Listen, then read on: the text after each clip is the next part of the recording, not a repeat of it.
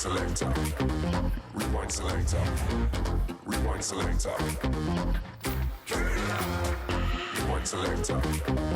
Rewind selector. Rewind selector.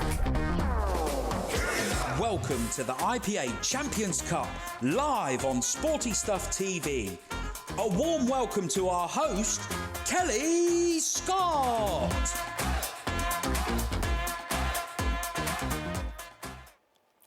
Good afternoon and welcome to the 2021 Sporty Stuff Championship Cup.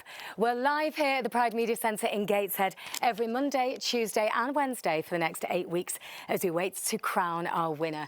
Joining me now is IPA Chairman Kevin Barton. Now, Kevin, what have we got to look forward to over the next few weeks? Well, the audience at home are in for thrills, spills, drama, excitement over the 8 weeks as 64 of the best players in the world compete for the £10,000 first prize, that fantastic trophy, but more importantly, the title of 2021 Champions Cup winner. Now, I know they definitely want it, but for anyone, thinking, well, we've seen pool tournaments before, what makes this one so very special? Well, the arena that the players are in, that's where every pool player wants to be, and bringing this event, this fantastic event to, this new audience on Sporty Stuff TV, really exciting. Now, obviously, it's all live now. Our players are ready to come on. How do you imagine that they're feeling right now, going to be in front of a live audience? Well, I think it's going to be a mixture of nervousness and excitement. We've all been in lockdown for far too long. Let's get these players out and let's showcase what they can do to this big audience. We've definitely been in lockdown too long, and I feel like they've been waiting too long. So I think we need to get this tournament started. Let's meet our first player. Now, making his way to the arena, the reigning Champions Cup holder and #1 ranked player on the IPA. It's the Duster, Liam Dunster!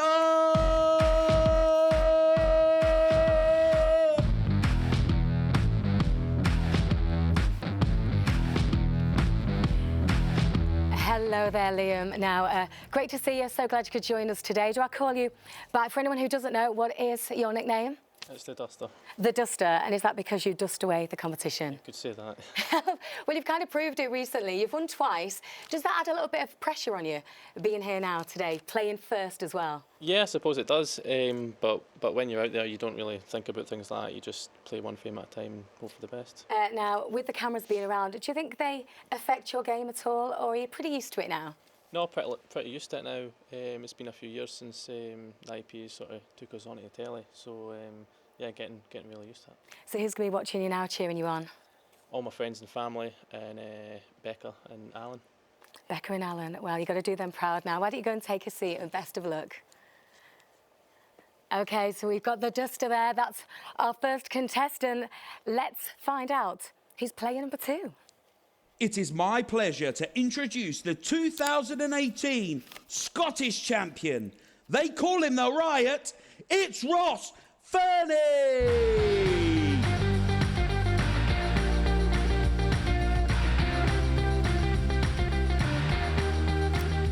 Good afternoon, Ross. Now, with your name being the Riot, I was expecting you to kind of roar your way out there. Are you saving all that aggression for when you get on the table? Hopefully I can. I play quite attacking anyway, so hopefully. And during lockdown, did you get to practice as much as you would normally, or did it kind of affect your playing somewhat? It affected me a bit, but I played in my mate's hut and that, and played a wee bit as much as I could really. So.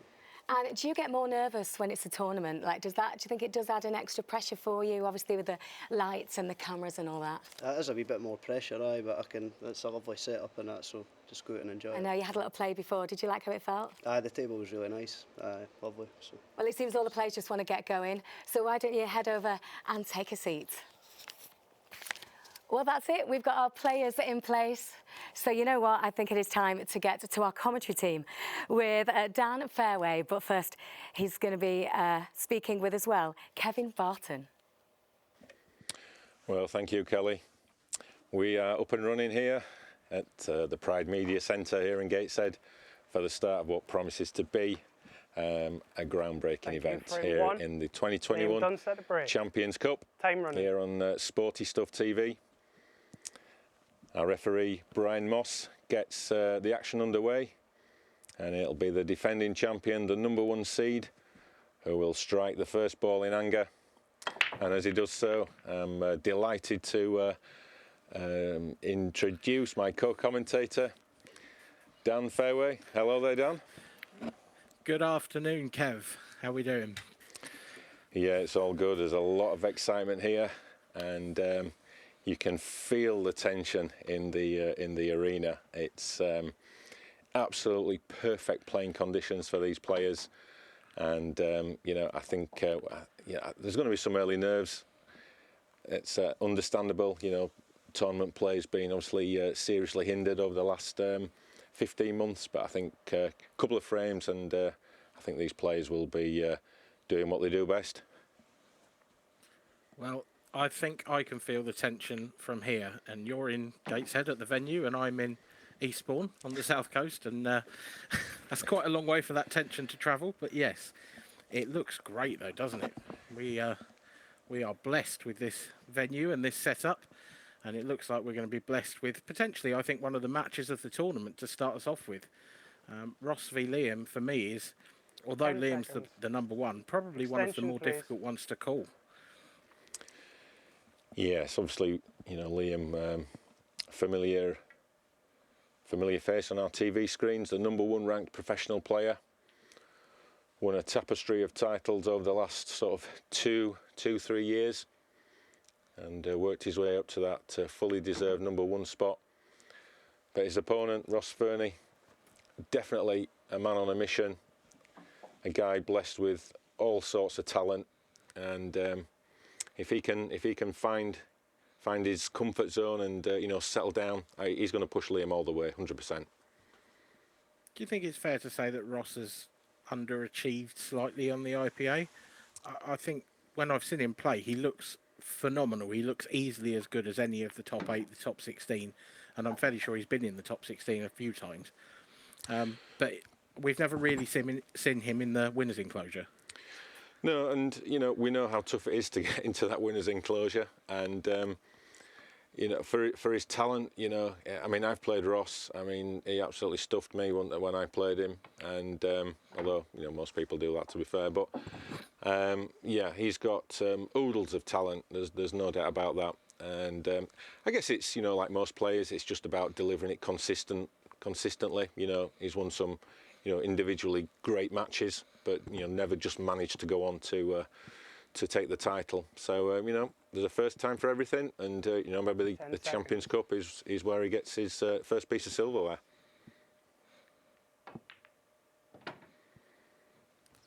Well, that was a big shot, and that's a big statement from Ross. He's played that really nicely. He's on this yellow to the top right, and I think he can stay on it to the left, stay on the black rather, to the left centre.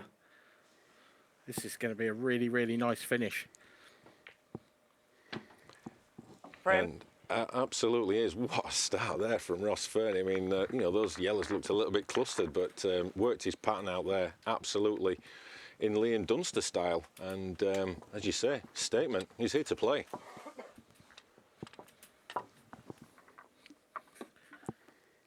Yeah, that was an interesting first break from Liam. He didn't really catch hold of them, but he left a difficult table. Wasn't entirely sure that Ross was going to make that finish, because initially it didn't really look like the sort of table where you'd necessarily go for a finish. But as Ross said in his pre-match interview, he's a really attacking player, likes to go for the finishes when they're there, and he felt that one was, and well, he made it count. Excellent start from the Riot. The Riot, yes. If anybody wasn't going to cause a riot, it would be Ross Fernie. He's one of the quietest lads that I know. But yeah, apparently his friend gave him the nickname, and it stuck. And he certainly started with a riot there. That's for certain. Thank you. Frame 2. Oh, you've never been on a night out with him on the tour, then? Leave you 1 frame to 0. No. Time running. Never allowed. Here we go. Frame 2. The riot to break.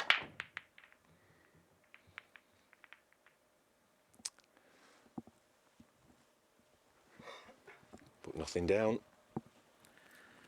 He's caught hold of them better than Liam did, but I don't think either player has necessarily got the table, you know, that hold of the break that quickly. by the looks of it. Neither of them has sort of nailed that first time. But this is a nice chance for Liam. 10 seconds. Extension, please. Yeah, it's He's a good got the chance. tricky red on the left-hand side. Yeah, it's a good chance for Liam to get his hand on the table, get a few shots. Now, these players have had a little bit of practice time, but I can assure you this cloth, the Strachan 861 cloth that they're using, is rapid. And it's a slightly darker shade of blue than what the players are used to. It's called electric blue, and the cloth is 10 seconds. absolutely superb. And but it is super quick.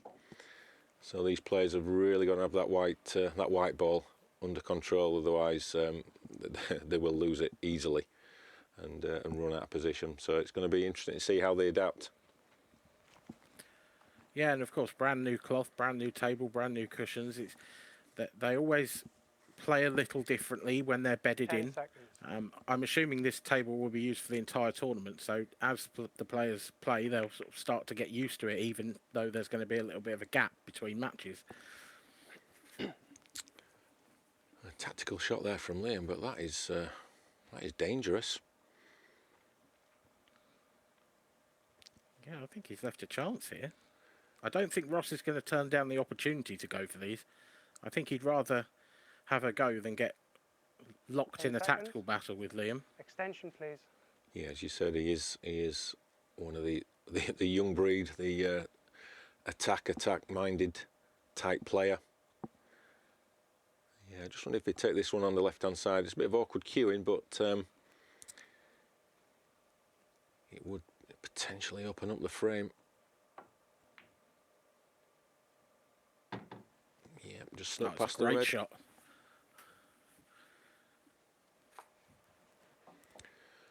So just to give our viewers some information about the Champions Cup. It's started in 2018, and it was won by Liam Dunster.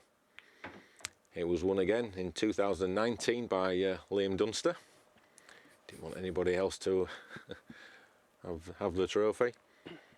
And then we started the event in 2020, but we only got through a couple of weeks before lockdown came, so we scrapped the event and then restarted again here now, 2021.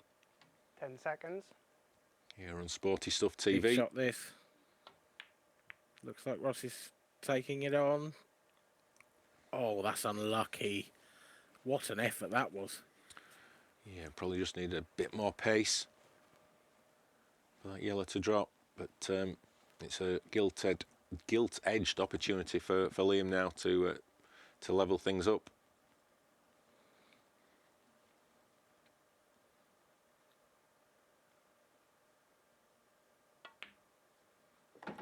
And the format of... I guess, Kev, that vindicates... I guess that vindicates Liam's initial choice to go for a safety shot and let Ross have a go at them. Yeah, it's a risky strategy these days, but you know, I think he'd weighed up that there was 2 or 3 tricky yellows, and he couldn't really do much with the red that was tied up on the left-hand side. So just use the laws of probability, and like you say, his decision has been vindicated.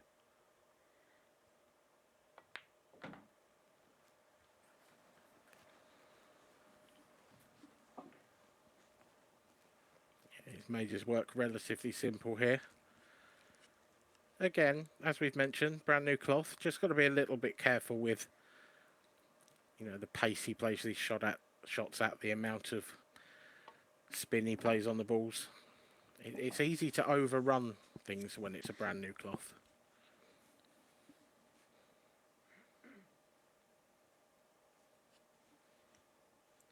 Sometimes it can be the easiest shots that catch you out, the little soft stuns. You just grip the white a little bit too much and it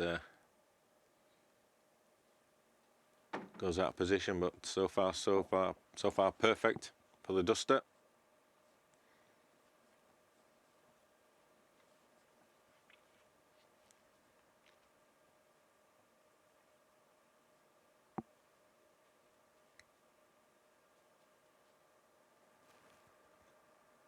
Slightly hampered, but Wouldn't expect him to cause any trouble.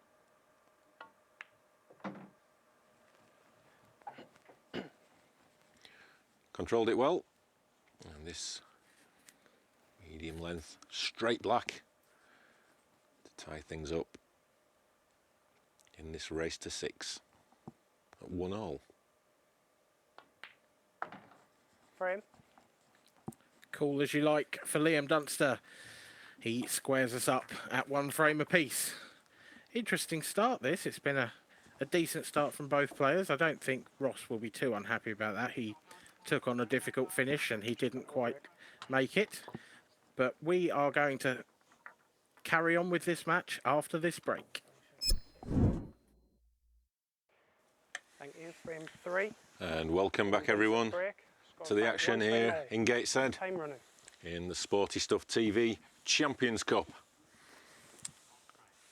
Players are locked at 1 frame all, and it's our current champion Liam the Duster Dunster to get the action underway in frame 3. Dan, pretty impressive from both players early on in this match. Yeah, absolutely. I think both players have started really well. Ross Fernie with an excellent reverse dish first up. And we've got a little bit of time to talk about that because obviously, as you can see, the black's gone down off that break. Now, when the black goes down off the break, it is a re-rack, regardless of what happens anywhere else on the table in black ball rules. So, yeah, a good start for both players, Kev. Yeah, we'll gradually go through the rules over the coming programs, just to explain the rules to our viewers. A lot of people will be new to the IPA events and black ball rules, so we'll bring you along the journey. Break. Liam Dunster break. Yeah, I think the rules change depending on where you live in this country sometimes, but we're going to try and standardise them with these. So Liam gets everything underway again. Part 1 completed. So in the rules, if you pot from the break any ball apart from the black and the white, if you pot any ball, that just keeps you at the table. You're not on that particular colour. So now it's the first legal pot that the Duster pots, and he will be on that colour suit. So pretty simple. Extension, please. And these rules that we're playing, black ball rules, these are the official rules of pool as recognised by the World Pool Association. So whatever version you're playing, if they're not these, they're not the proper rules. They are simple rules, Kev, but this is by no means a simple layout for Liam Dunster here. Horrible table. Oh, it's a good first shot, though. Open things up quite nicely. Still got a tricky yellow near the black spot, but everything else will go.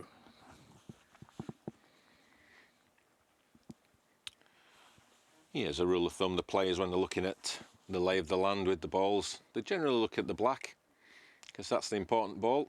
That wins them the frame. 10 seconds. And they'll have an idea which pocket that wants to go in, and generally work backwards from there. Ooh, now I'm not sure Liam wanted that in. The way he played that suggested to me he was trying to just cover the pocket and hand the table over to Ross to see if he would make a mistake. But I think Liam might be forced to have a go at these now. He's going to run out of safe options fairly soon. Yeah, I think you're right, Dan. He's going to try and move this tricky yellow that's tied up with those 2 reds, which he does, but unfortunately not left himself on a yellow to pot, so he's going to have to come up with something pretty ingenuitive here. Yeah, this is going to be a very, very tough. Well, I don't see how he could possibly get it safe from here. I mean, maybe if he could put the cue ball roughly back where it is now.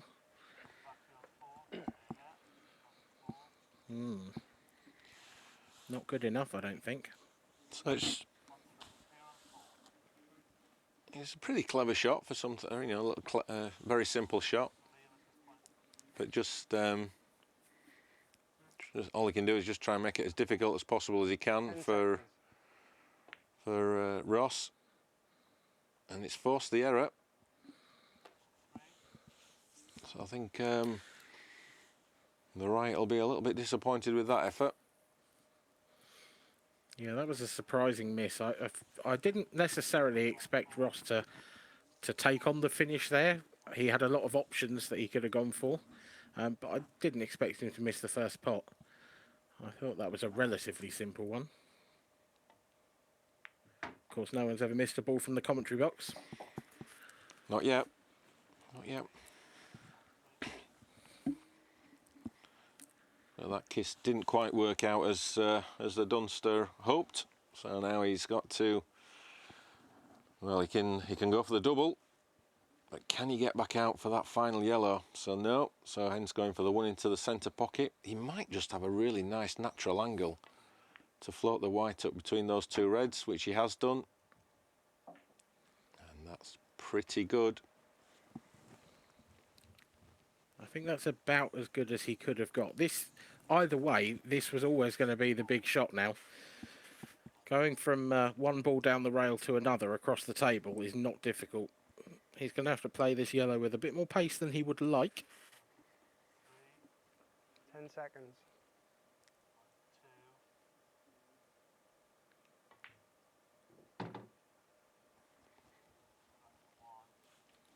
And that's why he's the number one.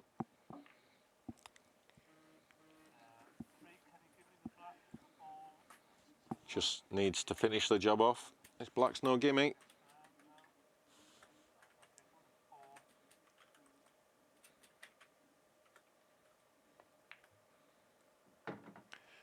And in it goes.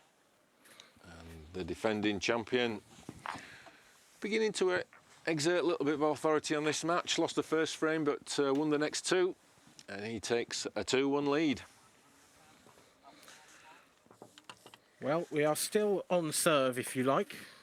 If you're going to use the tennis analogy, I guess the break is a little like the serve. So Ross is 2-1 down, but it is his break. And so he'll be hoping for a good break to get himself back level.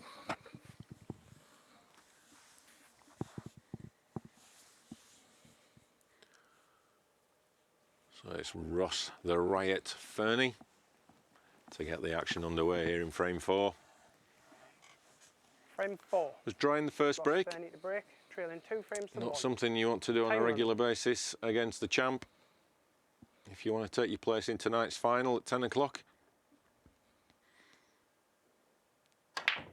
Where's the white? It was threatening that corner bag, but as it happens, look at that for a split. Oh my goodness me. 2 yellows, 2 reds. How easy do you want them? Dan, I'd fancy you to get The these. riot has arrived. Oh, thanks, Kev. You're so kind. Yeah, the riot certainly arrived with that break. What a split that is. Ooh. Oh, I think Hart will have been in mouth with that shot, though. A little bit loose with the cue ball there from Ross. Still got a chance. Quite a comfortable one, actually. But, yeah, I think the nerves are definitely present for Ross Fernie at the moment. Yeah, this is a big shot now. Needs to make sure he gets on one of these yellows.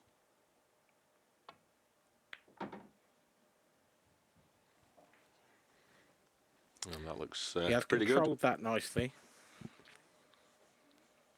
But what a break there from Ross. It's an absolute monster. You'd pay good money to get one of those every time. He's just slightly over, just slightly under. I'm not sure on that one. Yeah, a little bit betwixt and between for the 2018 Scottish champion, I should say. Yeah, he's going to have to take this yellow into the left centre now. White up and down the table. Must be tight.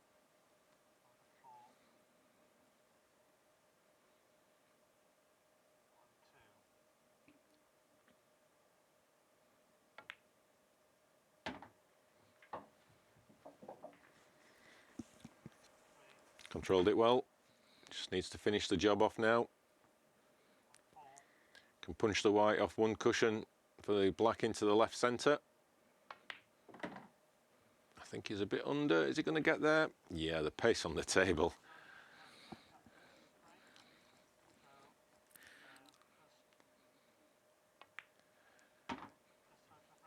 In goes the black. Ross, the right, Fernie levels things up at 2 frames all. We'll be back right after this break.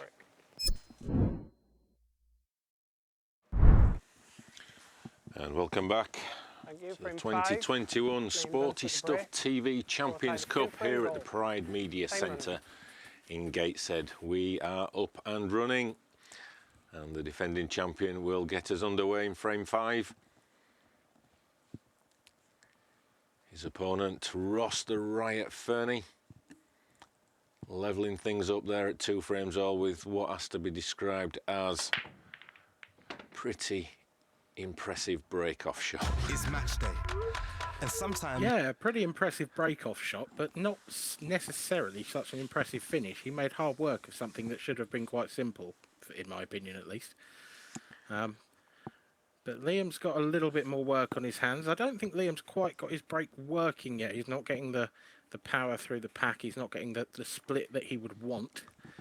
But he does seem to be making a ball most of the time, so he'll be happy just to have first visit and get his choice of colour on the board at least.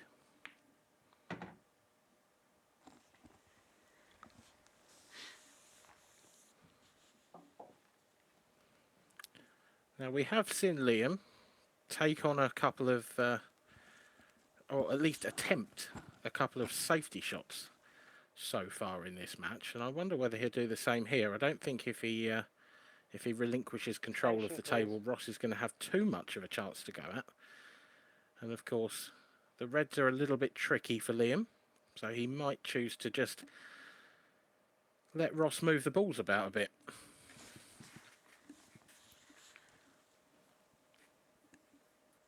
Dunster just weighing up his options here.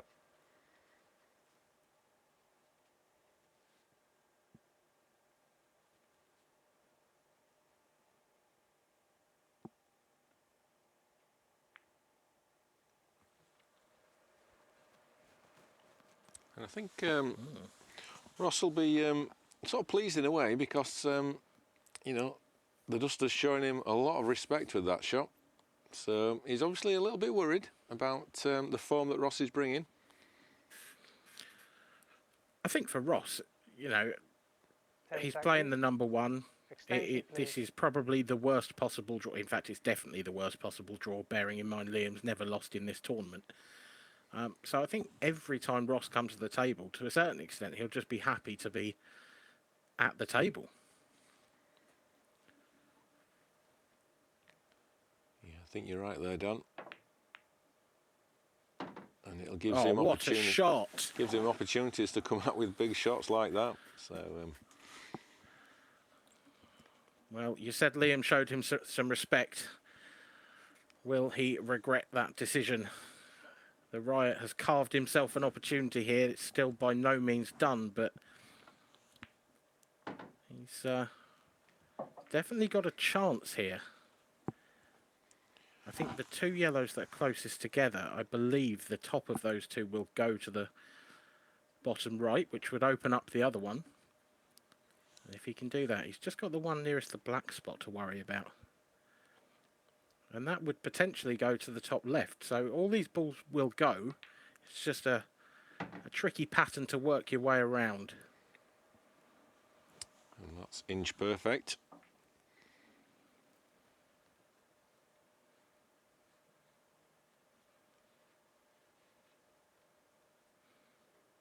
It certainly would be inch perfect if the lower of those 2 yellows went. I don't know if it does. You've probably got a slightly better view of that than I have, Kev. Oh, it flew. So this is the big shot coming up now in this frame.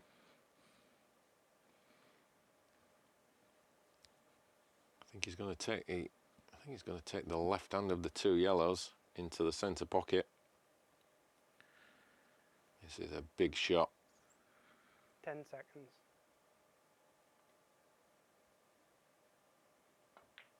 It looks good. And that white's coming round. Whoa, this is a great shot. He needs another big one. Yeah, that is superb, but this isn't the perfect angle to get on the black. He'll probably have to leave himself some distance. Could screw it on and off the top cushion. Screwing Bottom back, cushion, definitely. rather. He's missed the pot. I think he Well, tried it was to a tough shot. Yeah, I think he tried to screw about with a bit of left-hand side so that the white would bounce off the cushion and move to the right-hand side of the table. Just increase the degree of difficulty on the shot. To be fair to him, if you look where the cue ball is, he was perfect. Just didn't quite make the pot.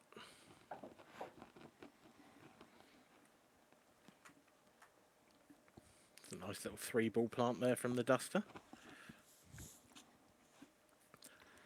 Obviously, nicknames are new to some of these players, Kev. I know Ross didn't have one before the tournament, so the Riot is a new nickname. Do you have a favourite of the new ones that you've heard so far?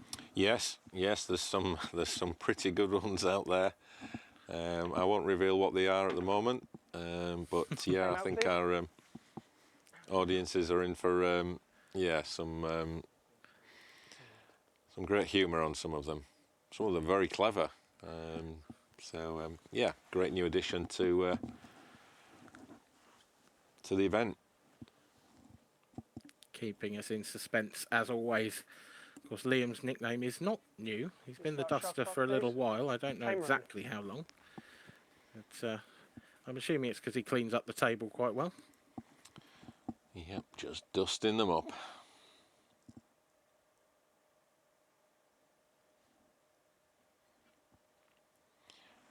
And just a reminder that coming up after this match, around about 4:15, will be the second match today, which will feature another player from north of the border, Dan the Big Show Wylie.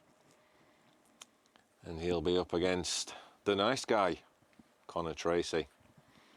And the two winners of this afternoon's matches will meet tonight in the final at 10 o'clock here on Sporty Stuff TV, which you can watch on Sky, channel 437, online at sportystuff.tv.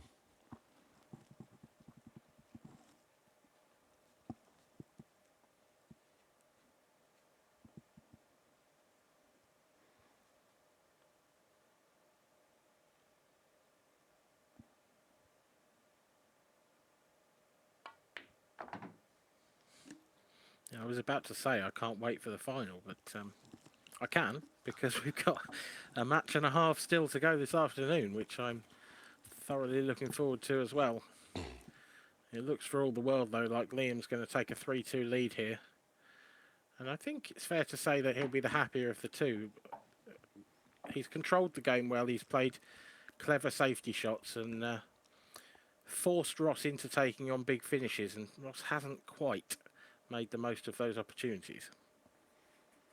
Yeah, came close this frame to pulling out a fantastic finish. But it's Liam who takes the frame and moves into a 3-2 lead. So the players have been, they've been out of action, I guess, for, since more or less March last year. It's going to be interesting to see how, will the players who come in later on, they'll have had a bit more practice time, maybe. Not sure. Do you think Liam's recent experience on the IPA will stand him in good stead, having played in our Super Series event? That was really the first IPA tournament since the first lockdown. So he's in a position where he's had a little bit more major match practice than anyone else, really. Yeah, certainly won't do him any harm to have got all those frames under his belt, under the cameras, under the lights. So it certainly wouldn't have done him any harm whatsoever. But I think once you get into this environment here, I think almost the form book can go out of the window. I mean, these races to 6 are almost like sprints for these guys. And whoever gets out of the blocks the quickest is probably going to go on to win the match. Can Ross follow up his fine form on the break? Well, he's got one, so he's keeps him at the table. The balls are spread. Not quite as easy as his first, most recent break rather, although there is a clear and obvious colour choice here, I would suggest, in reds. I think reds has got control over most of the table. 10 Yeah, seconds. there's no obvious Attention, yellow that he please. could attack anyway, so I think you're right, Dan. I think reds will be the choice. This may develop into a little bit of a tactical one, but I think if Ross can find a way to develop this little cluster in the bottom left, then I think he's going to keep in with his attacking mindset that he's bringing to this match. Yeah, I think for Ross, he just wants to keep Liam away from the table as much as possible. I think whatever situation you're in, when you know you're playing the number one, the tournament favourite, keeping him off the table is priority number one, but he hasn't seen it that way here. However, I think that's a little bit of an error from Ross, because I think Liam could play the yellow closest to the cue ball up onto the yellow on the left-hand rail and cover the pocket, which would cause a real problem for Ross's 3 reds there. 10 seconds. He's just tickling up behind it. That'll do as well.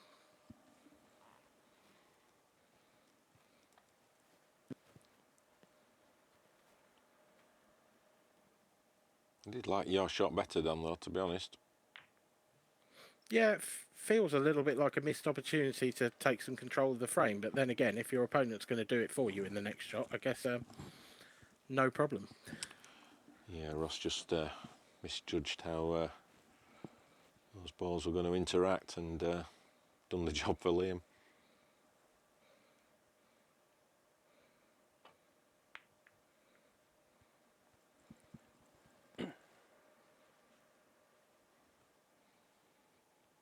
So Ross will just get this red out of the way. He just wants to keep his reds active, doesn't want to get them bogged down near those yellows. So he'll be looking, because he's still got I don't think the yellow goes past the red in that bottom right corner. Might get a shot on that a bit later, but he's just going to try and, I should think, get on his next shot, free up the red that's nearest the white ball. Please. And then he'll be looking to go game. Extension, Liam will be please. conscious of that, of course. Yeah, it's an interesting question about the red and the yellow over the bottom right corner. You know, I don't think that yellow goes either, but I think it is in a position where you could potentially nudge the red out and cover the pocket. And if Liam sees it that way, he might play one pot here and then take that on.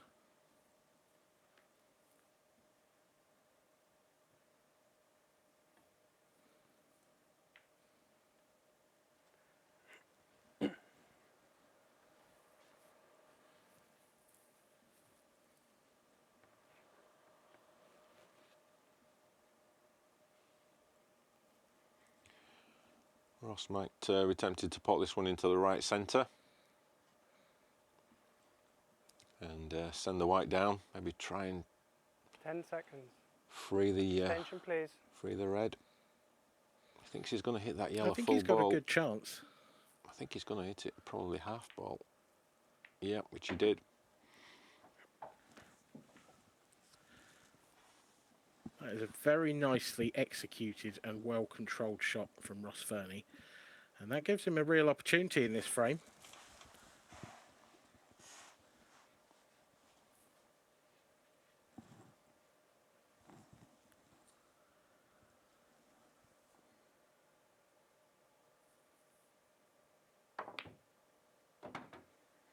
Oh, and another one. Excellent. What a shot from Ross Fernie. Lovely double into the left centre. And that's really opened things up for the Scotsman now. Interestingly, as long as he does take this this frame, which it looks like he's going to now, 10 seconds. this would be his first frame he'd won that wasn't from the break, so showing a little bit of tactical maturity in this one as well.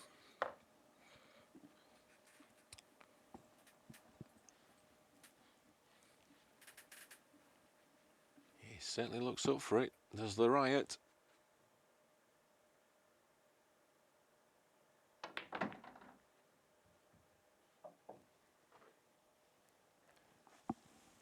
That red obviously didn't go, so it's all about this next positional shot. If he can get the white anywhere near that left centre, be nice if he could drift past it, but I think that red will go into the corner pocket, the top right as we're looking on screen now. Oh, this needs to keep going. Oh, well. Do you take the double onto the corner? Is that a big pocket with the yellow there, or do you cut it back to the centre? It's got to be a double one way or the other. Yeah, well, he's looking into the corner, but he's going to have to send this white around if he is. I mean, personally, I think I'd probably go for the centre, because at least you're probably almost guaranteed a shot on the black. And he's not... a treble would have gone.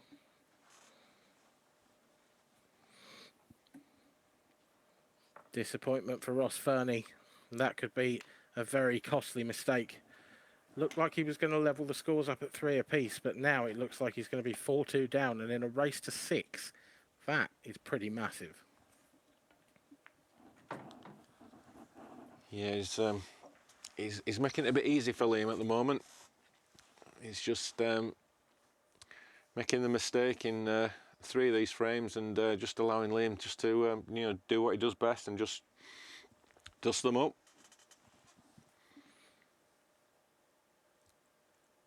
If Liam does go on to win this match, I think Ross will be thinking of the opportunities that just passed him by on the trip home.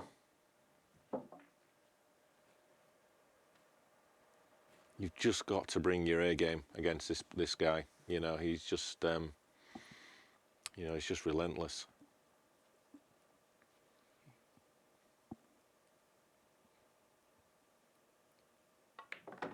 I think that's the thing for Ross, is he knows he's had his chances now. It's not all over yet. You know, it's a race to 6. He could get a break dish, reverse dish, next couple of frames, could be right back in it. I think for Ross, he's got to keep hope here, because actually he's had a chance in every frame and they've been tricky but gettable. And if he continues to get those chances, he's still in this match. 10 seconds.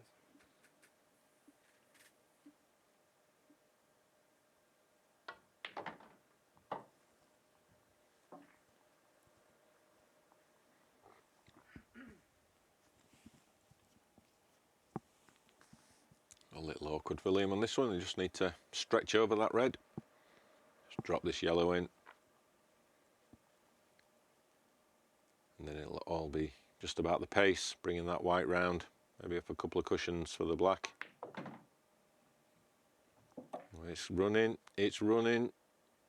and it's caught him out. Wow, Liam Dunster. I did say that this cloth is rapid, and if you haven't got it fully under control, it will run away with you. I mean, you did, but he shouldn't be getting anywhere near that. No, you know, there was no need to get close to that yellow. Well, this is risky as well. That's a good shot. Isn't it just? Just hiding that white behind the yellow. I think Ross's only real option here is to almost play it off the jaw, isn't it? Just slide it off the jaw and into the red. Can you see some of it? He's I think that's the only way the cue ball comes out. Wow.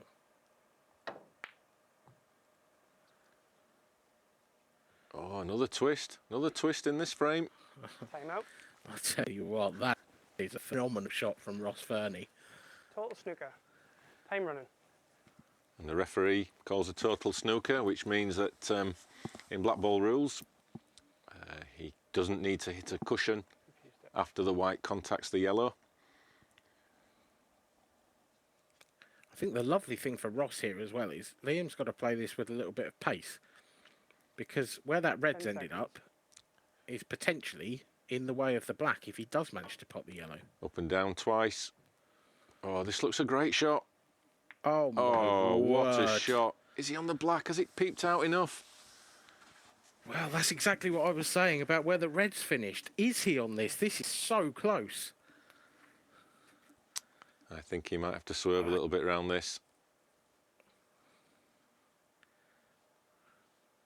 Yeah, digging the cue up.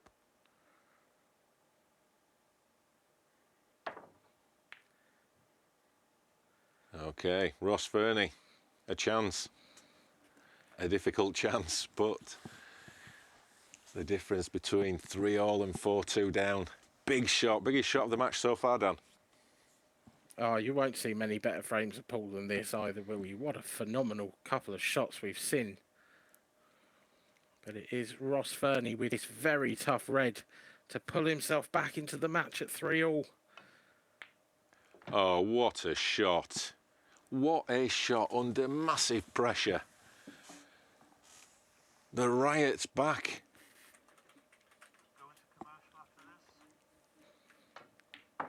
And there's the black to level it up at 3 frames all. Don't go anywhere. We'll be right back after these adverts. Thank you. Frame 7. Reigning champion Liam Dunster gets us underway in frame 7 in what is turning out to be a titanic match here up. First match up here in the Champions Cup on Sporty Stuff TV. Here we go.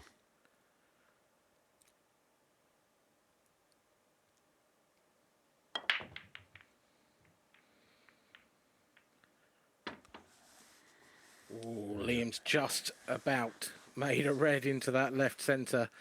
And actually, I think he'll be pretty pleased with that break. It's not absolutely phenomenal. It's not the split that we saw for Ross Fernie in the 4th frame for sure, but it's a chance for Liam to gain control of the table once again, and I think that's what he's done really well so far in this match, Kev. He has. He's hedged his bets a little bit, and it's worked for him so far. That it's 3-all, but it could have been a different story. That's for certain. Couple of shots either way, and you know, this could have been 5-1 to the riot, without a shadow of a doubt. I think that's the thing for me is Liam so far has won 3/4 of the frames he's had a shot in. The only, you know, we're at 3-all, but 2 of Ross's 10 seconds. frames are from the break, one from his own and one from Liam's. Attention, please. So in terms of frames where they've both had a visit to the table, Liam's well ahead. So I think if Liam continues to get back to the table in every frame, he's still a pretty good favourite, even at 3 frames apiece.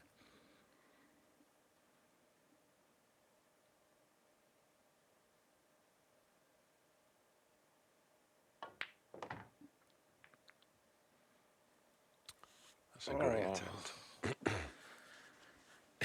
You're absolutely right, Kev. It is a great attempt. He's tried to move that difficult yellow. It would have opened the frame up for him beautifully, but now that is going to be a very difficult ball to dislodge. There's no obvious route to it, and there's no obvious safety, although Liam Dunster is 10 seconds. a man who comes up with some unorthodox shots to gain control of frames at times.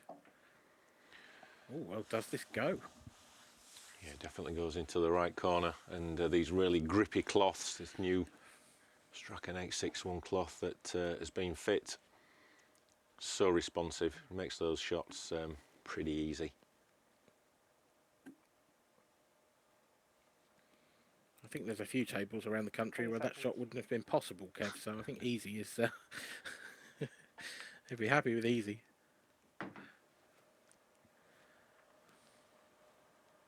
He's looking in good shape here now to run out on this frame and just drop this one, the sort of top ball of that triangle of yellows. Just drop that in the left corner. The yellow that's near the black spot, bottom right corner, and the last yellow and black. He won't want to finish too straight on this final yellow. That's my only slight concern for Liam here. If he finishes too straight, he might be hampered slightly by those 2 reds on the bottom rail. And also, the straighter he is, the more difficult it is to get back up the table for the black. So wants to play this with some nice angle. That's perfectly good enough. You can play this into either the right centre or the top right, depending just which he feels most comfortable. I think he'll run the white up and play it into the centre. There it goes. Anyway, top end of the table. Easy black, and this will put him back in the lead in this seesaw battle of the Scotsman. And just 2 frames away from a place in tonight's final.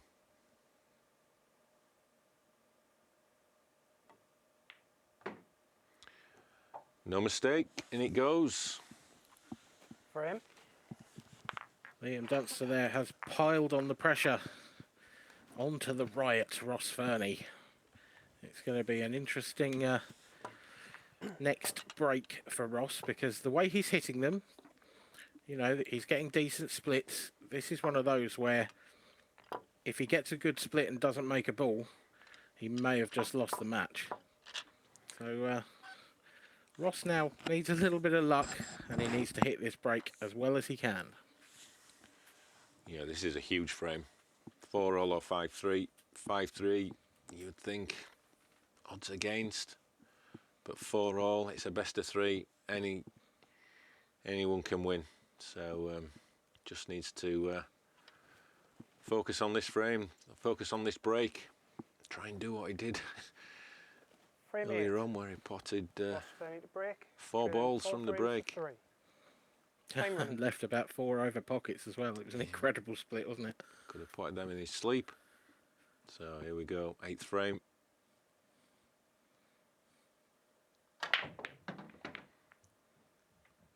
Just control the white ball well. The ball's in the open, and what a fantastic split there for the Riot. That is, well, that's definitely the second best break of the match. Yeah. I think you could probably make an argument in terms of the pattern. I mean, looking at the yellows, it might even be an easier finish. That is a wonderful split for Ross Fernie. Yeah, sometimes you've just got to be a little bit extra careful when they are all out in the open. You know, you can get a little bit blasé sometimes, because he's going to snook. Is he going to snooker himself on that yellow at the top? He may just have run past that red. He was using the red as a guide. Would like to have kissed that, but I think he's okay. I think he can get to the yellow. Can play it a couple of ways. Can either run the white round, punch it off a couple of cushions, screw it back. Got hold of that well. Didn't he just? The action he got on that cue ball, phenomenal. Yeah. With very little effort, and that's just that's all about the cloth and these Aramis Pro Cup balls that these guys are using, fresh out the box.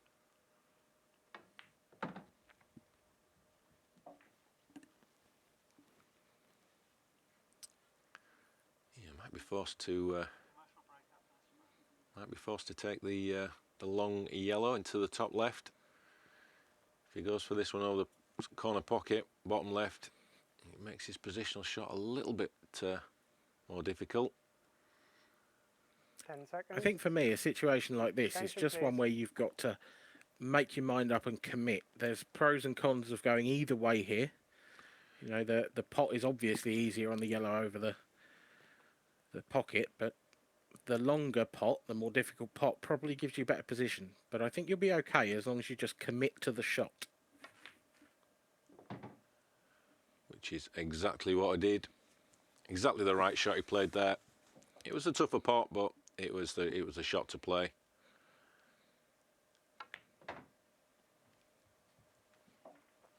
And these 2 balls now to level us up at 4-all and make this a best of 3. The defending champion is under some pressure.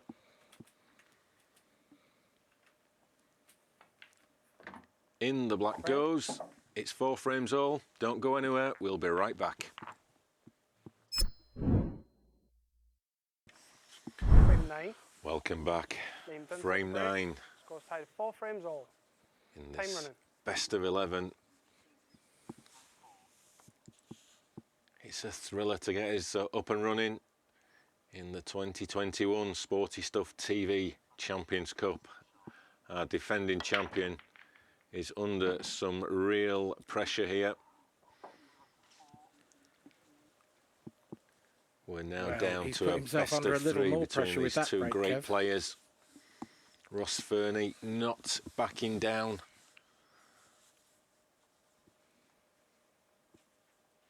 This is going to be an interesting little exchange first up. Obviously, the cue ball's gone into a fairly awful position for what was, for Liam, a pretty good break.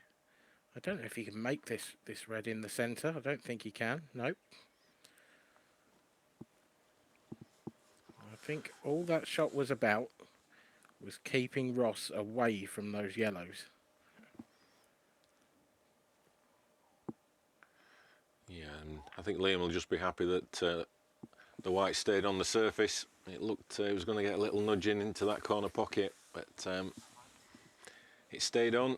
So they're going to have a little bit of nip and tuck now on this frame.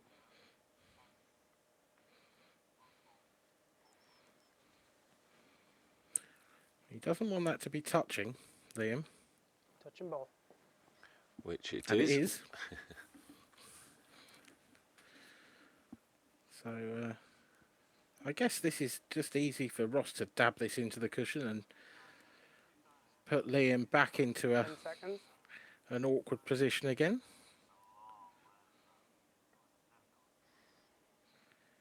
Oh, we'll just keep the cue ball out.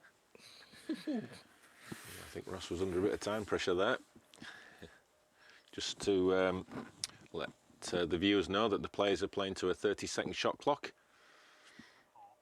And they're allowed 1 30-second extension per frame, which generally the players will use after the break if they're still at the table, if they've potted a ball.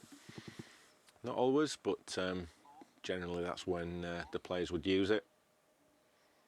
I just wonder if Ross has got a chance here.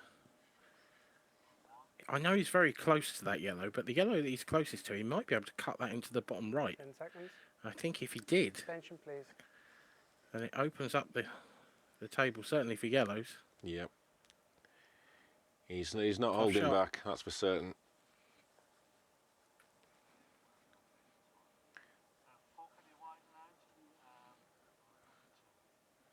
Can he clip this into the bottom right corner? I think he's overcut it. Is he going to get a friendly nudge? Oh, it's in. It's in.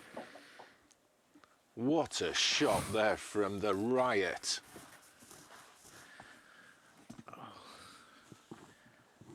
Well, he is certainly living up to his nickname so far, Kev. This has been excellent. Ross has really pulled all the stops out for us today. He certainly has. He needs another big shot now.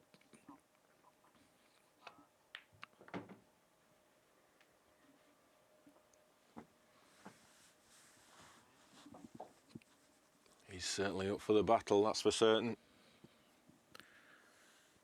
This could be a body blow for Liam Dunster. He's been ahead for most of the match, Liam. Ross has pegged him back every single time. But you have to say, this is essentially down to the fact that Liam left that safety shot touching ball. If it wasn't for that, I think Liam probably would have had the chance in this frame.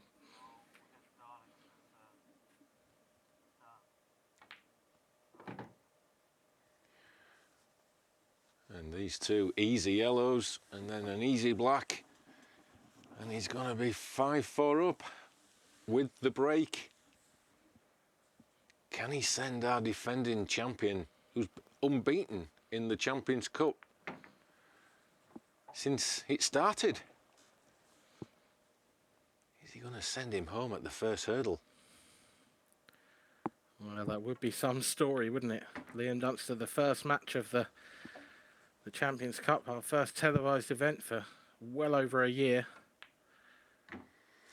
No mistake, in it goes. Ross Fernie. 1 up with 2 to play. And do you think in this match, you think Liam has been a little bit too negative so far? Has he tried to rely on mistakes rather than, grabbing the bull by the horns? Yeah, I think that's probably fair, actually. I mean, for me personally, I said at the start of the match, I think this was one of the most difficult matches in the entire first round to call, because although Ross hasn't got his share of titles and, wins, he has got that ability. He's been at the very top level for quite a long time now, and he's absolute quality. And I think Liam's perhaps shown him a little too much respect at times. Well, lots to think about there for the defending champion. He'll just be hoping he gets a chance in this frame. Ross Fernie, the riot. He wants to see one of those big breaks. He wants to hear the sound of a ball hitting the back of the pocket, the white on the table. Frame 10. And at least to have a chance to close out this match. Time running.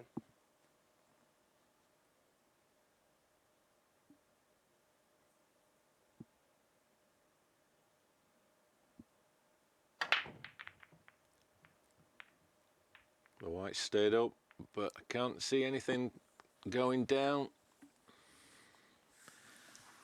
Absolutely right, Kev. The white has stayed up, but so has everything else. And the brutality of these rules means that could be his last shot in the tournament. Yeah, potentially. I don't think it will somehow, though. This isn't a great table. 10 seconds. That yellow at the Extension, please. top right is causing all sorts of problems.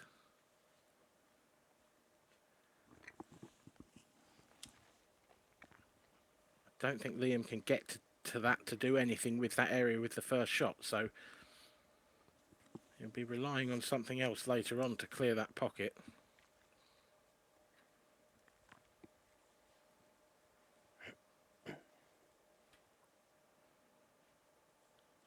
Seconds.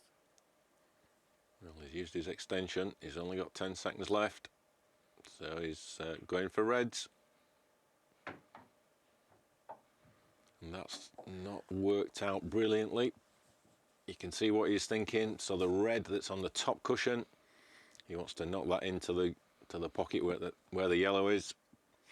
Knock the yellow out of the way and then free that path up for the red that's just behind the yellow. But it's all just gone a little bit awkward. 10 seconds. That looks very tight for me as well as to whether that would actually work, playing the red into the yellow. Well, it's even tighter at that end of the table now. Well, I think that's... Ross is going to have to come up with a big shot. I actually think that puts Ross in a slightly better position. I don't think that red now can go past the yellow.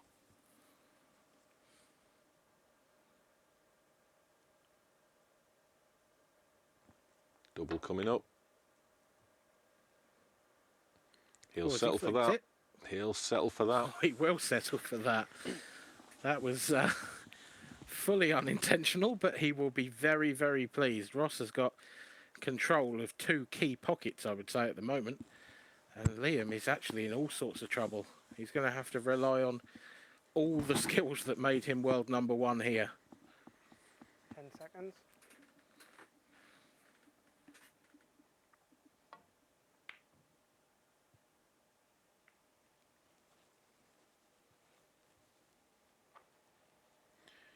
Immediately taking that red away from that area, freeing it up. I think Ross is going to attack now. I think he's going to play the 3-ball plant. So the yellow that's just past the right centre pocket, up into that top corner. Extension, please. I think my only concern with this shot is what happens to the yellow you're actually making contact with the cue ball. There's no guarantee that's going to come out. No, it's high risk, but I think he just wants to have a go. He's 5-4 up. It's a chance. And it's going to, I think it's going to work out perfectly. Oh, that red. Yellow's just tied up on that red. This is on the edge of your seat stuff. What a start to the Champions Cup this year. What a great match from these two great players. I tell you what, though, the way he played that was so clever. You know, the yellow off the cushion first to make sure both those yellows came out. It was a stroke of genius from the Riot. And it may still have won him the game, because although that red's gone tight to that yellow, he's got 2 balls in prime position to move it. He doesn't have to do too much with it. I think this is still a brilliant chance for Ross to knock out his fellow countryman. 10 seconds. Absolutely spot on, Dan. It is a great chance. Can he hold himself together? He needs that to slow down. It's just run on too far. I think he's going to need to take the long yellow into the bottom left-hand corner, or bottom right-hand corner as we look on the overhead.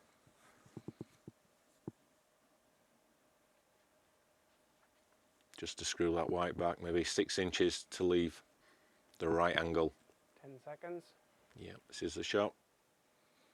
Just wants to screw this back, just maybe 6 inches. Needs to slow down.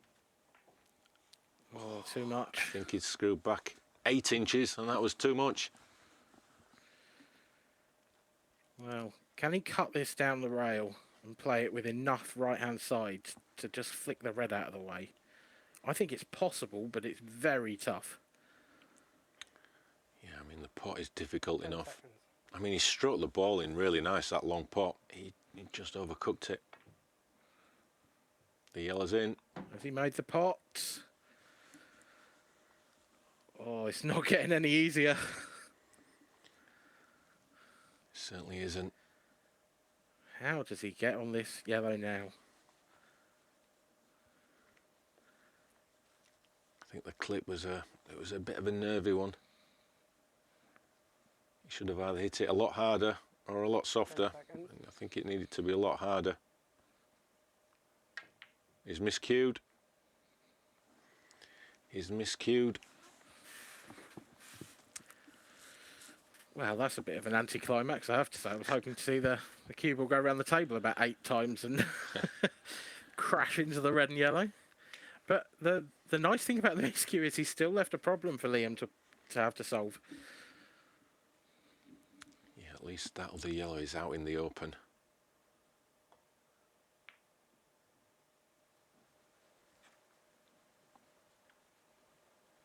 Ooh.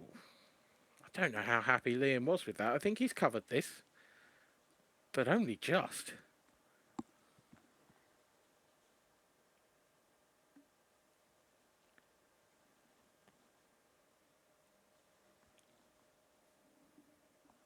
So the yellow doesn't go in the top pocket.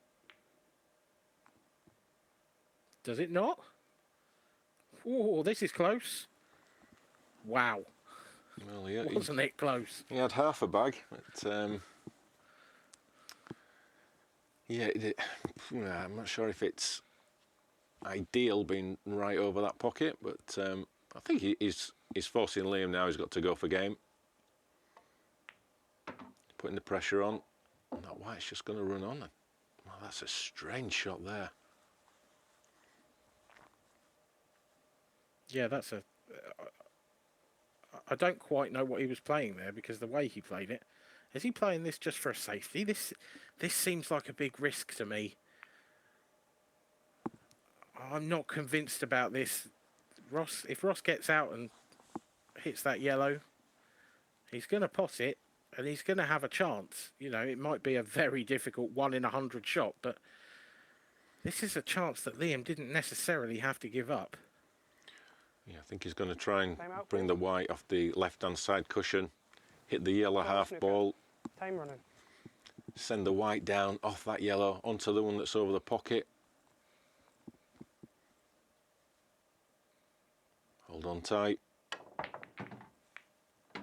Oh, my word. Oh, my word, Ross Fernie. That's astonishing. Well, what can you say? A hand up of apology, it has to be said, but, you know, let's be fair. Ross has at least half played that shot, and Liam shouldn't have given him the opportunity. Huge shot. Can he clip this yellow in? He can. Where's the white? It's going to be on the cushion. It's going to bounce off.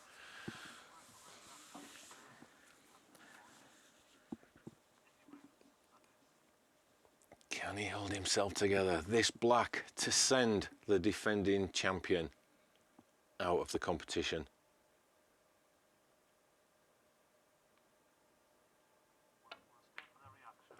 In it goes. In it goes. Ross the Riot Fernie. 6 frames to 4 winner over the defending champion Liam Dunster. He is through to tonight's final at 10 o'clock. Who will be up against? Join us right after this break.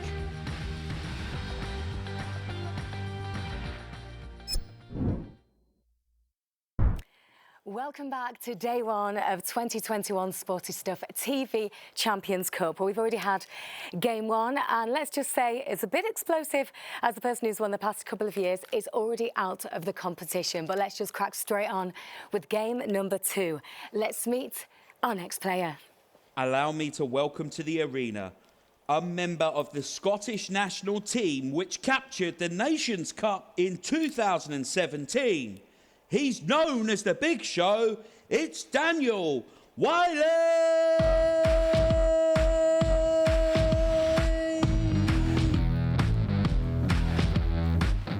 Hello there, Daniel. And the Big Show, are you going to bring that big show for us tonight? Well, hopefully. We've got a tough act to follow after that first match, but yeah, hopefully we can. Now, I don't know, you've got to watch that as well backstage. So, are you shocked of how it all played out in the end, and has that made you a little bit more nervous going on? Yeah, a little bit. As I say, it's a tough act to follow. 2 top players. You know, I know them all from the Scotland setup, so it's not a surprise that Ross won, but yeah, fantastic game. It was an absolutely wonderful game. Now, obviously, we've got the cameras here and everything. Does that make you more nervous, or do you kind of just get straight into your zone? No, I mean, it's a bit nervous at the start, you know, when you first come in, but once the match starts, you forget they're there and just sort of get on with the job in hand. And you had a bit of a problem with your cue last night, didn't you? Yeah. Very last minute. Yeah, to take the tip off last minute last night and replace it, so I've had a little hit earlier on, so it feels okay, but no excuses. At least it's off now, so it's all perfect for now. So why don't you go and take a seat, and best of luck. Cheers, Kelly. OK, now let's see who is playing the Big Show. Here's player number 2. I'm delighted to welcome to the arena the former under-18s European champion, the man they call Mr. Nice Guy. It's Conor Treacy!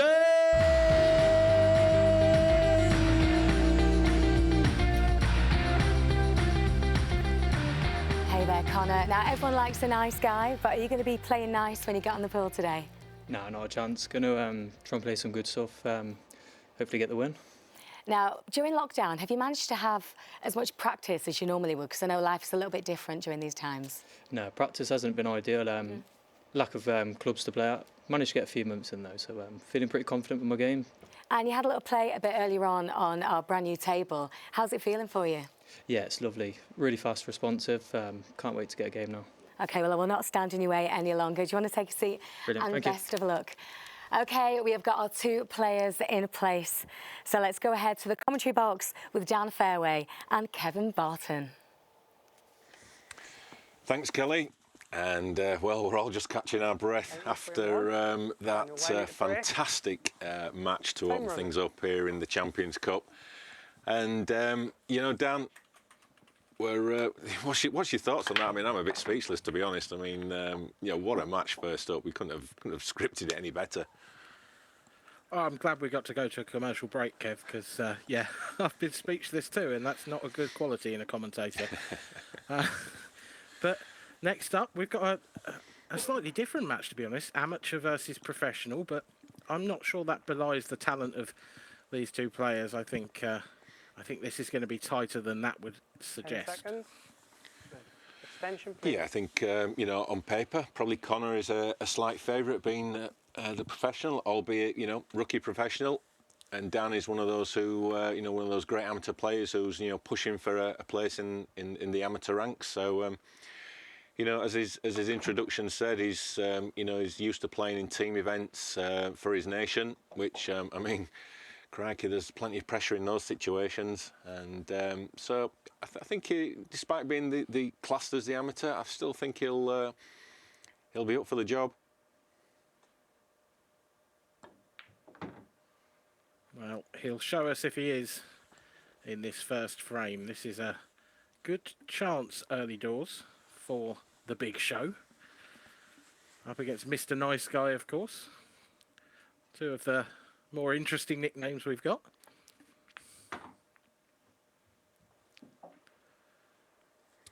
The nice guy. Everybody loves a nice guy. I mean, I've never really had a conversation with Conor. I've seen him play a couple of times. But I have to say, that feels like reverse psychology to me. You know, everyone loves a nice guy, so, you know, let me off. Be nice to me. Yeah.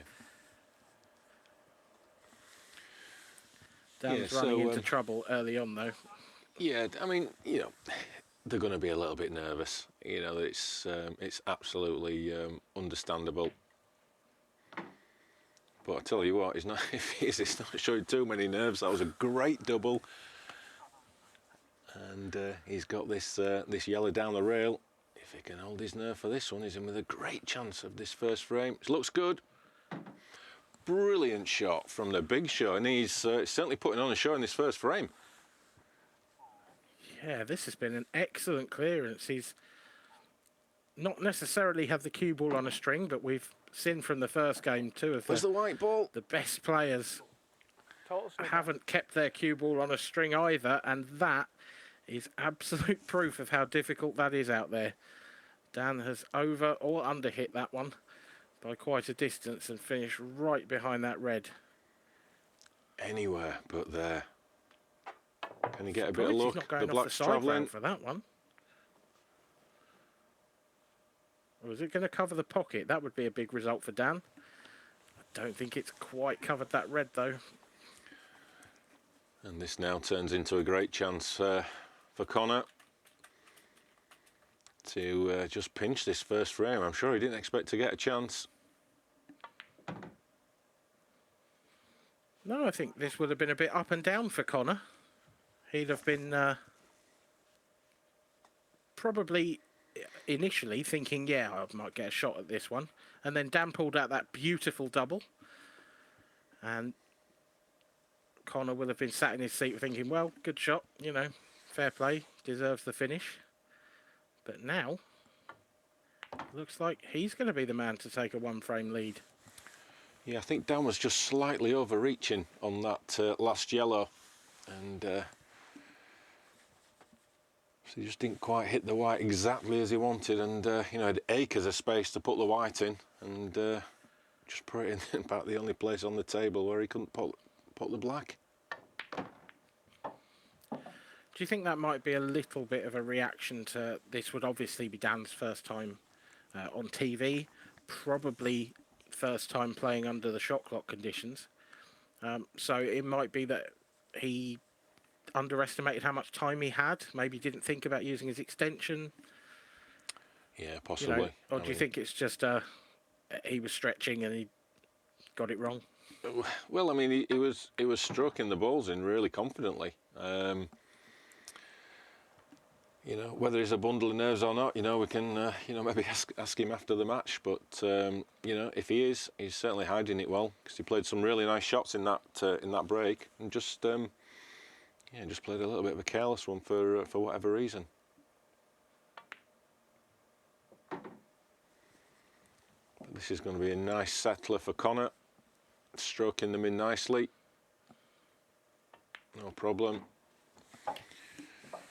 Finish off, and this easy black to take first blood in this race to 6. And we'll be back for frame 2 right after this break.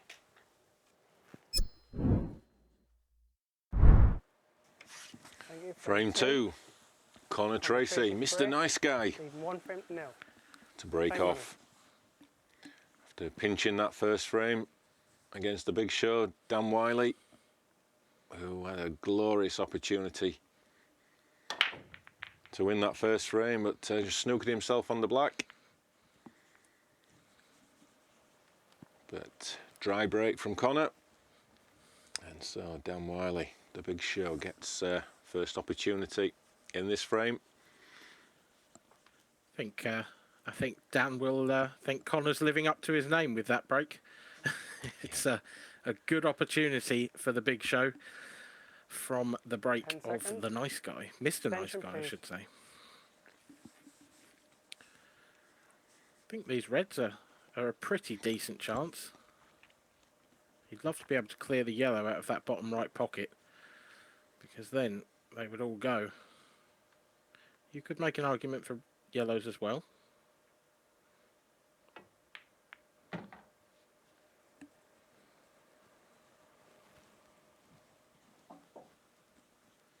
So just a reminder, the winner of this match will take on Ross Fernie, the conqueror of the defending champion Liam Dunster, in tonight's final at 10 p.m. So hope you can join us then, and then we'll be back again tomorrow, 3 o'clock on Tuesday, with another 2 matches, and then another final then again at 10 p.m. and then the same again on Wednesday. Yeah, we're here Monday, Tuesday, Wednesdays for the next 8 weeks here on Sporty Stuff TV. Great opportunity for these players to showcase their talents to a new and existing audience. And we're going to see the programme develop over the coming weeks. We've got a few tricks up our sleeve that's coming.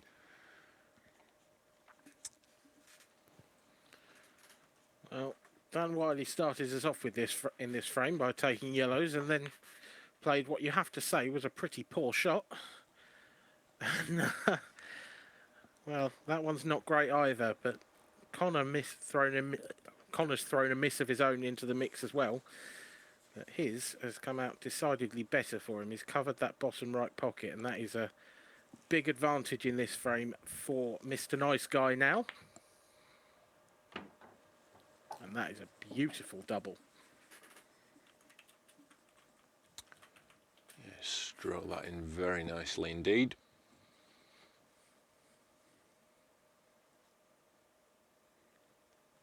Not sure if this will clip in the middle, but yeah, it was a tight one. It certainly was. I still think he's ahead in the frame. Be interesting to see what Dan does here, whether he'll try to tie Conor up a little bit. I don't know how many options he's got to do that, so I think we might be seeing something expansive at some stage. Needs that to slow. It's just run on. Yeah, he's got to look. One of the features of black ball rules is what we call the skill shot, which means you can put one of your balls and your opponent's at the same time. Keeps everything very fluid and attacking. Oh, that's not helpful. I was surprised at that. I thought he was going to take the one over the pocket and then leave the yellow to the left centre to leave a nice angle on that. As it turns out, he tried to screw into it and it hasn't really worked. Conor's the big favourite from here.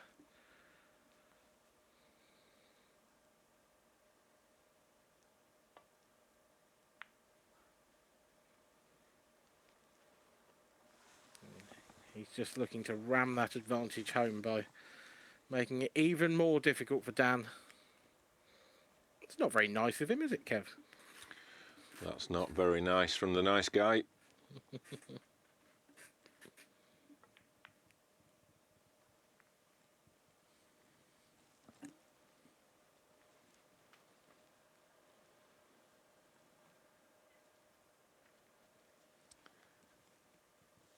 So you can see on the screen there these players playing a best of 11, a race to 6. You See the little red line there above the name of Conor Treacy. That indicates that he's on the red balls. Dan, by default, is on the yellows. Time out. Frozen ball. Time running.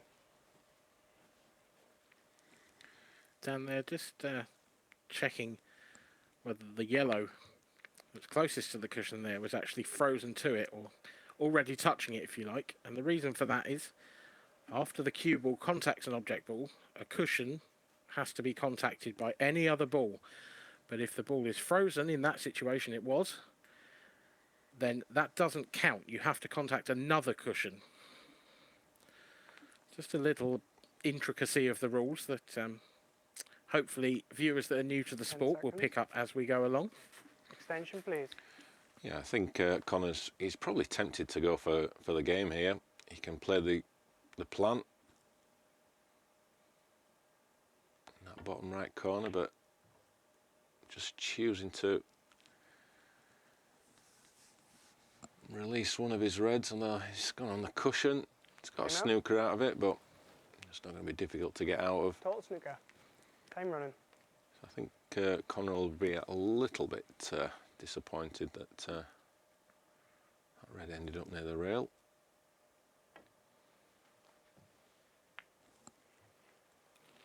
The problem for Conor is definitely the red to the left of that cluster.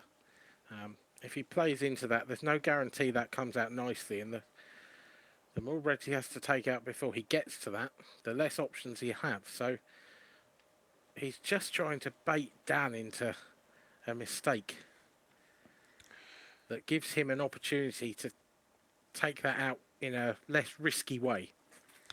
Yeah, if the white was on the right hand side of the table, he could hit that red that's to the left of in the left of that cluster. That's a good shot from the big show there.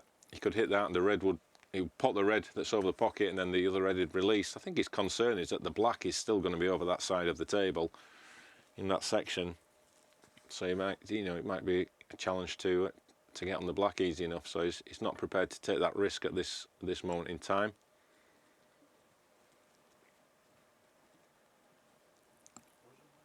Time out. Frozen ball. Time running. Not often you see that twice in a frame, checking for a frozen ball, but what that means is once Dan's played that, had to hit that cushion. That cue ball had to hit the cushion because the yellow didn't count as hitting a cushion because it was already on there. And that made that a slightly less effective shot than for Dan Wylie, because he could potentially have rolled in behind the yellow. But because he had to contact that cushion, had to play it a different way. He wasn't going to wait any longer. No more Mr. Nice Guy? He's had enough? He's had enough of being the nice guy. His patience. He'd had enough. It was time to go for the finish. They were there. He managed to free the red.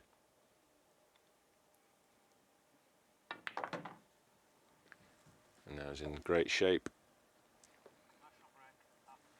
to take a 2-frame lead.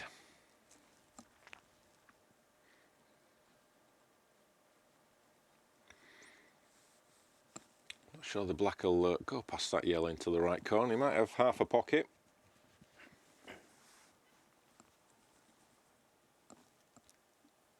Ten seconds.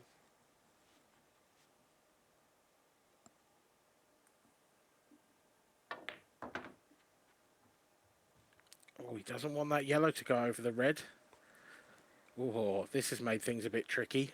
He might have to play a 3-ball plant and hope that the red comes out. Well, 3-ball plant, or he could put the red that's nearest the white into the bottom right corner. Send the white off the side rail. He's going with the plant.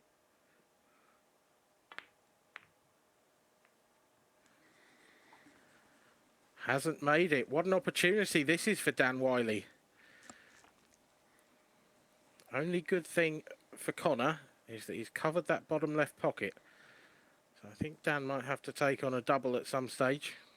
Either that or it's going to be a pretty precise positional shot, because that won't go to the bottom right either. Oh, struck that sweet. What a great strike there.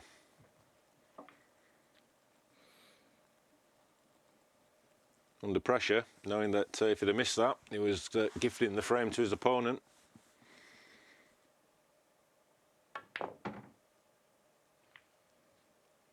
Oh, needs a bit of luck. And he hasn't got it.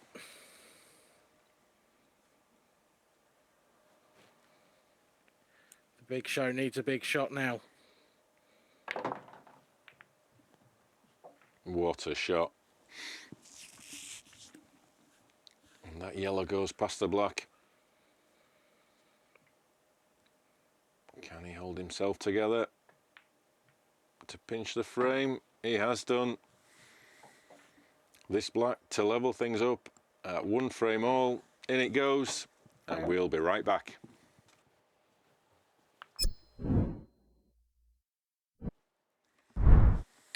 Frame 3 in the second match of today's action.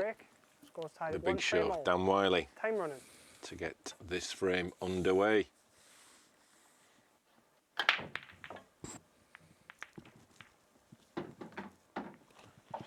Well, it's a Ross Fernie-esque break.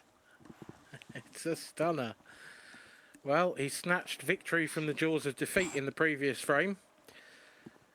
And if that breaks anything to go by, the big show is going to cause some big trouble for Conor Treacy, because that is a monster break. 10 seconds.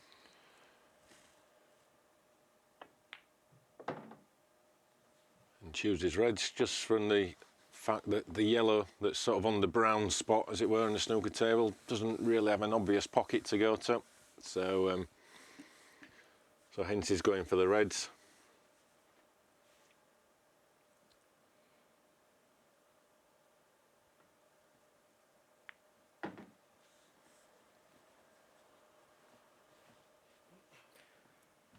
It's all going to come down to... Dan's just got to be careful with his cue ball control. I think that spot's been catching most players out so far. It's caught both of these two out a couple of times. And that is exactly a symptom of it. It's just not quite on the level yet. It's just not quite got to grips with the table. And although this isn't the most difficult of chances now for Dan, he's making it more difficult the further he gets out of position. Nice recovery though. Yeah, great recovery shot there. Timed it well. Got the action on the cue ball. And now it's just a nice little stun down for this last red. Oh, it's going to be a nice nudge off the yellow. That was... Not sure that was played. That was very nice. But perfect it is. Probably just stun this where it is, where the red is. And black into the bottom left corner. And quick as a flash, Dan Wylie is in the lead. In it goes, no mistake. 2-1 to the big show. Over to you, Mr. Nice Guy, Conor Treacy. Now, absolutely nothing Conor could do about that. Just a brilliant break from Dan. And it'll be interesting to see if that affects the way that Conor breaks. If he's seen that Dan's break's coming out well, he might add a little bit more power, might change where he positions the cue ball to start us off with. Just need to wait and see. When you're in this sort of situation, Kev, is that something that you do? Do you keep an eye on where your opponent's breaking from and what they're doing and see how their breaks are going? Or do you just focus purely on your own game? Yeah, I just tend to focus on what's working for me. And because everybody breaks differently, you know, and yeah, I mean, I'm generally front on from the centre spot and try and bring that white ball up and down the centre of the table.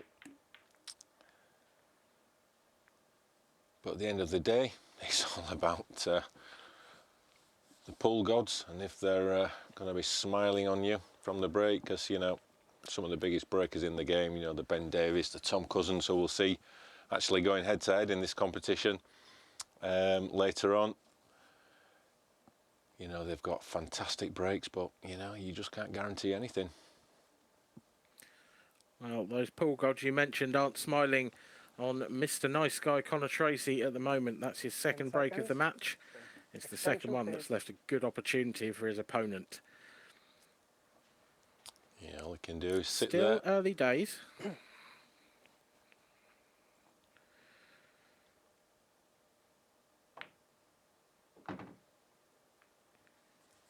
You did mention earlier that you know, Dan has, whilst he's still in the amateur ranks, he's got a lot of experience of playing big games. You know, particularly for his home nation Scotland. And you know, there's so much pressure in those events that I think he's gonna have the tools to deal with the situation. Yeah, I think it's a very different kind of pressure, but I agree with you in what you're saying. You know, the international events that I've seen have been, they're a raucous atmosphere, and they're a different kind of bottle, if you like, for me. This is different. This is pressure in a different form. And I don't necessarily think that playing well in one translates to the other, but all experience is good experience.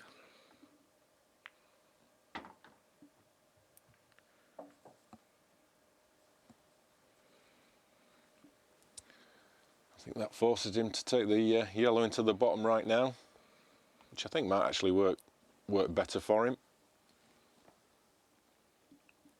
Because he can play the yellow in the top left, and then I think the white will just probably get a little nudge off that red and put it on track 10 seconds. nicely for the last yellow into the bottom left. He's going to cue this one. Oh, he's missed that by some distance. Cued right across that one. A little bit fortunate. Hand up of apology, because he has made life difficult for his opponent. He's covered that top right pocket. Conor's got some working out to do. But I think we've seen that before from, in this match already. Dan had a good chance there, but he just got out of shape with the cue ball. I think these players are struggling to control it as well as they would like.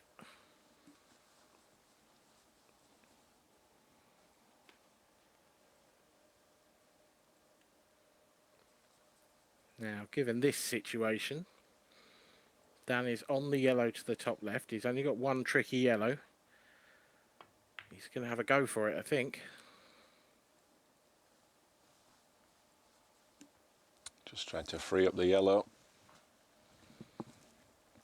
Yeah. Bit of a nothing shot for me, that. Yeah, it needed more pace. It was... I was going to kiss that second red, but a little glimmer of a chance here for Conor.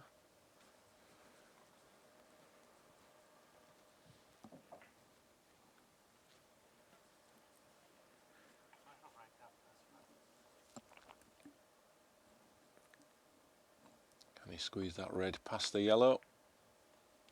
Not quite. Second prize, though. He hasn't left anything easy on. I wonder if Dan can cross double the yellow he's closest to into the top left. He's seen the shot. Quite judge it right. I think this is where Conor now needs to be not so nice and try and take the frame.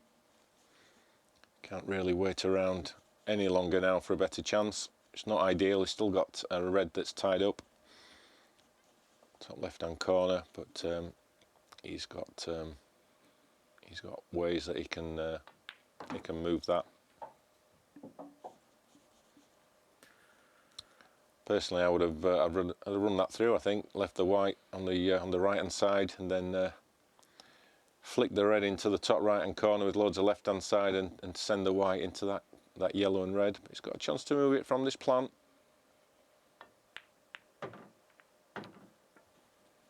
He played it well. Ooh, well, he'll be happy with that. He's on the red to the centre, or he can go back down the table, leave the reddies closest still to last. I think I'd be tempted to do that. Yeah, down the table, definitely. Black's at that end of the table as well, so all.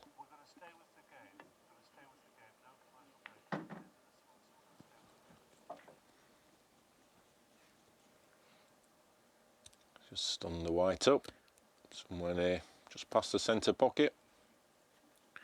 Assuming Conor takes these last 3 balls out, Kev, do you think he'll be the happier at 2 frames apiece? I feel like Dan's had the better of the chances, so Conor would probably be the more pleased of the 2 players to be all square. Yeah, I'm not too sure about that, Dan. I think if you just said to Dan Wylie, you 2-all after the first throw, would you be happy? I think he's biting your hands off. You know, he's fully in this match now. You know, and yeah, he's maybe missed a ball or 2 that he'd have liked back, but I think overall, I think he's probably the happier of the 2. You know, he's the underdog. You know, in the betting, he is the underdog. So, you know, what he didn't want was to, you know, have a 3-1, 4-0 deficit. His first time on TV, very difficult to come back from. But you know, 2-all, this match is still anyone's. Of course, we have already seen one underdog so far win today. Liam Dunster knocked out at the first hurdle by his compatriot Ross Fernie. And Ross will take on the winner of this match tonight at 10 p.m. here on Sporty Stuff TV. I'm really looking forward to that, whichever. I think Ross was excellent, actually. He was. He certainly wasn't taking any backward steps in that match. Pulled out some phenomenally great shots under huge pressure. I mean, that long straight red that he potted, I think it was in the 8th frame. What a shot that was. Yeah, because it was the difference between 5-3 and 4-all, I think. What a great shot that was. Showed real character and skill. So he's going to take some beating tonight, whoever he's up against. But we know pool's a funny game. Back to this match, if it was a battle of the breaks, then Dan Wylie is definitely winning at the moment. This has been... It's another monster split, and it's another great chance. You could take your pick on these colours.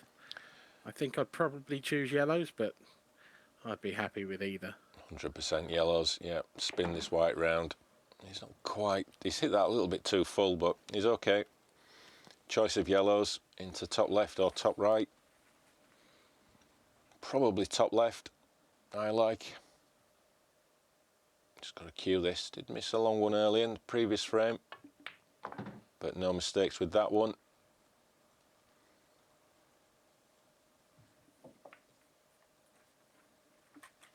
He's certainly the dominant player. I think you alluded to that early, Dan, in the match so far. He's certainly getting his foot in first. He needs to make sure he takes advantage of these opportunities, because they don't always come around. Well, so far he's made a ball on every break, and Conor hasn't made one yet. And this is certainly the second break for Dan that's been absolutely enormous and given him a really, really good chance. So I think Conor would do well to actually look at what Dan's doing on the break, to be honest, because what he's doing so far isn't working.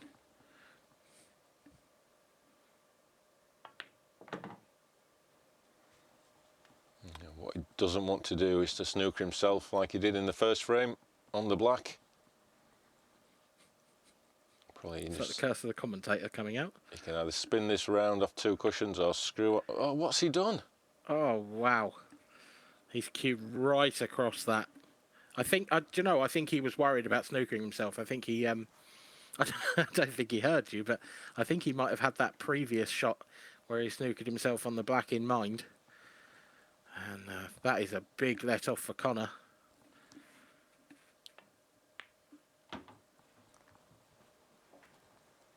Yeah, what was going through his mind when he played that shot, because he just didn't hit that one at all. I think he was caught in between 2 minds, between screwing the white onto the red and just playing it round with a little bit of side off of 2 cushions. I think he just got caught in betwixt and between and actually played nothing in the end. Yeah, and it's exactly like there was a shot that pretty similar came up earlier where someone decided to take an extension, and actually that was the right call, because if you're in between shots and you're not quite sure which one to go for, quite often you miss it because you almost try to play both at the same time. And yeah, you've just got to commit to the shot, whether it's the right one or the wrong one. If you're committed, you've got a much better chance. And Dan did not commit to that at all. Yeah, big let off for Mr. Nice Guy, Conor Treacy.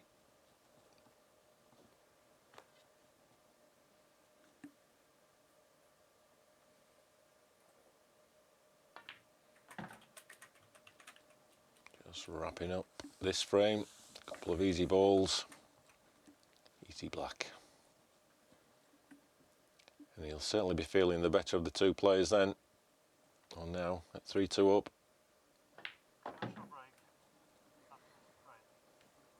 Just slightly underdone that one, put himself under a little bit more pressure than he should have been.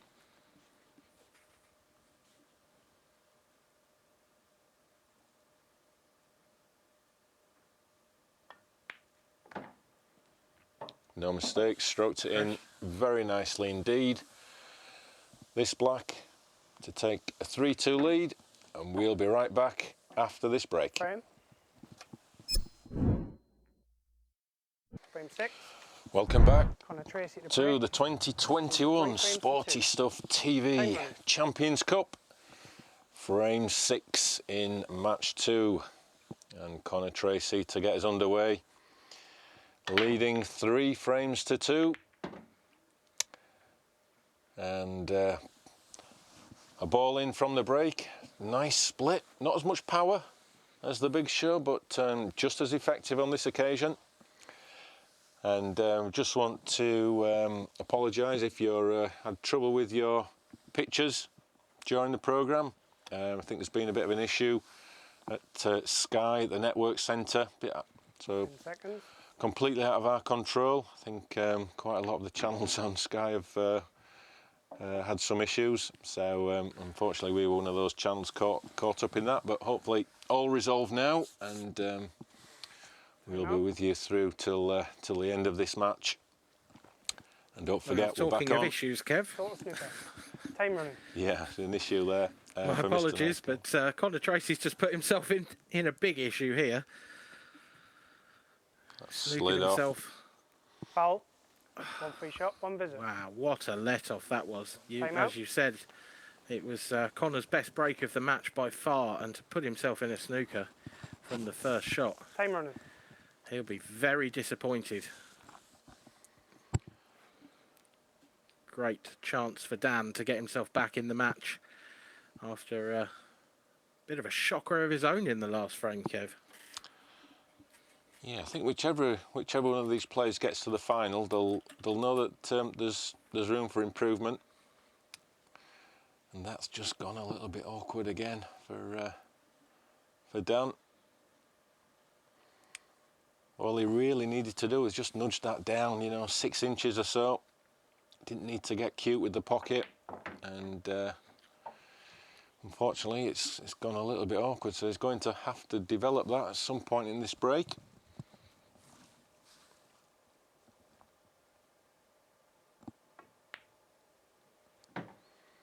I do like the way he's moving around the table, nice pace, stroking the ball in nicely. Yeah, he looks confident. I think it's a feature of his game, and it's the way he plays. He's quite quick around the table. Yeah, good chance now. Doesn't let too much phase him. Good chance now to put this yellow in the bottom right and try and develop the red and yellow just on that left centre corner bag even, and quite play it exactly how we wanted, but it's come out pretty well. So this is now a great chance for the big show to level us up at 3-all.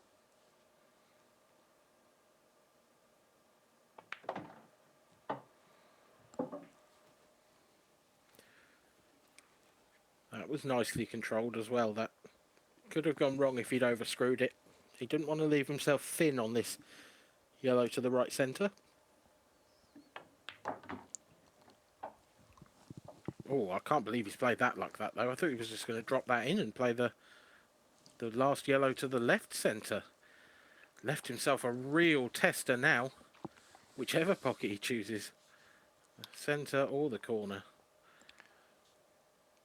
I think he'd like to play centre and just try and kiss the white Extension, please. onto one of those red balls, but it's difficult to tell if he can do that. I think he's definitely playing centre pocket, but where this white ends up is not going to be great, I don't think.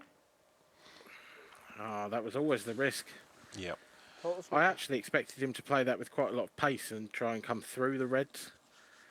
I feel like dropping it in with the cloth playing as fast as it is. I think he was always relying on a bit of luck, and he hasn't had it there.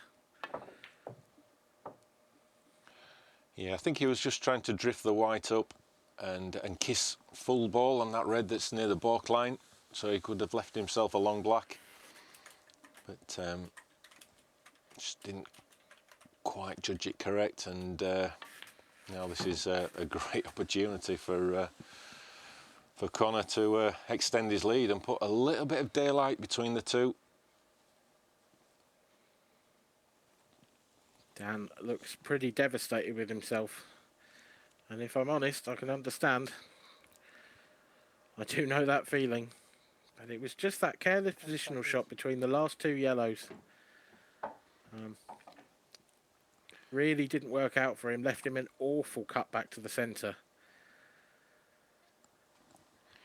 He's just made the mistakes at absolutely crucial times.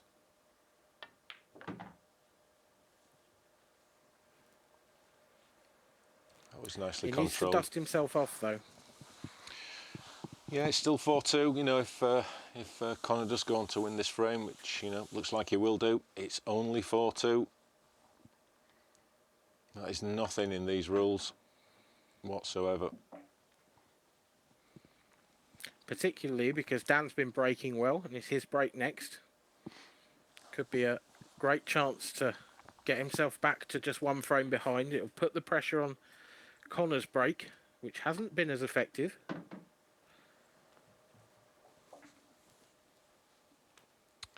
Well, there's a lot more pressure on this black than there should have been 2 shots ago.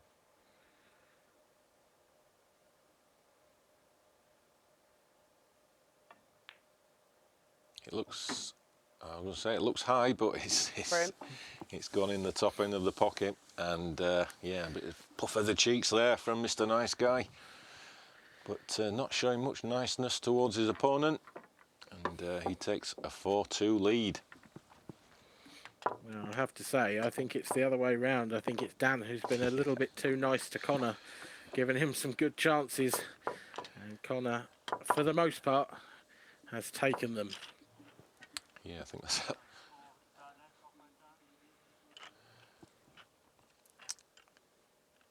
So yeah, down the big show, Wylie. He's going to be thinking about some of those chances, and he's just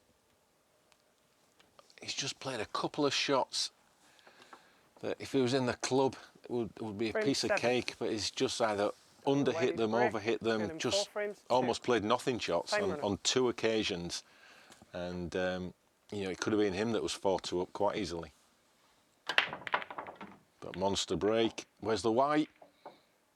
It's just about stayed on land. I think he can clip the yellow in that's that at the top right-hand corner. But there was a bit of frustration in that breakdown. Yeah, absolutely. Although, having said that, that's pretty much how he's hit every break. I think every break he's hit has seen the cue ball off the bed of the table and bouncing around. I remember on the last one, I was surprised it stayed on there. He does have that yellow to start him off with, so this is a presentable opportunity. He's obviously got a couple on the rail on the right-hand side. The lower of the two, in particular, is going to be a tricky shot. The double's not there because of the red near the blue spot. So Dan's got to work that out in his pattern. Wants to drop nicely on it if he's going to just play it as a plain ball shot. Might be forced to play it now. Can he see enough of it? Looks tight.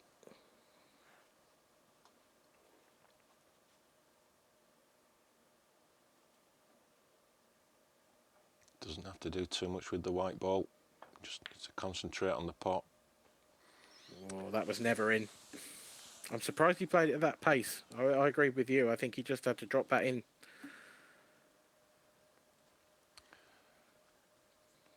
And as these things transpire, it's now a really good opportunity for Conor to get within one frame of a meeting in tonight's final with the Riot, Ross Fernie. We're going to have the Riot and the Nice Guy. I mean,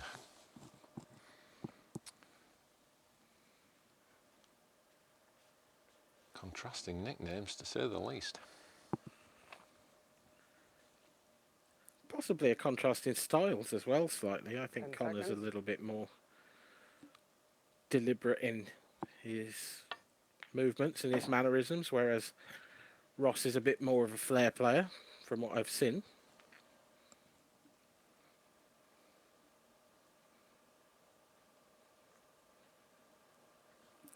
I have to say, though, based on what I've seen so far, I think whoever gets through this match, Ross Fernie is the favourite for me.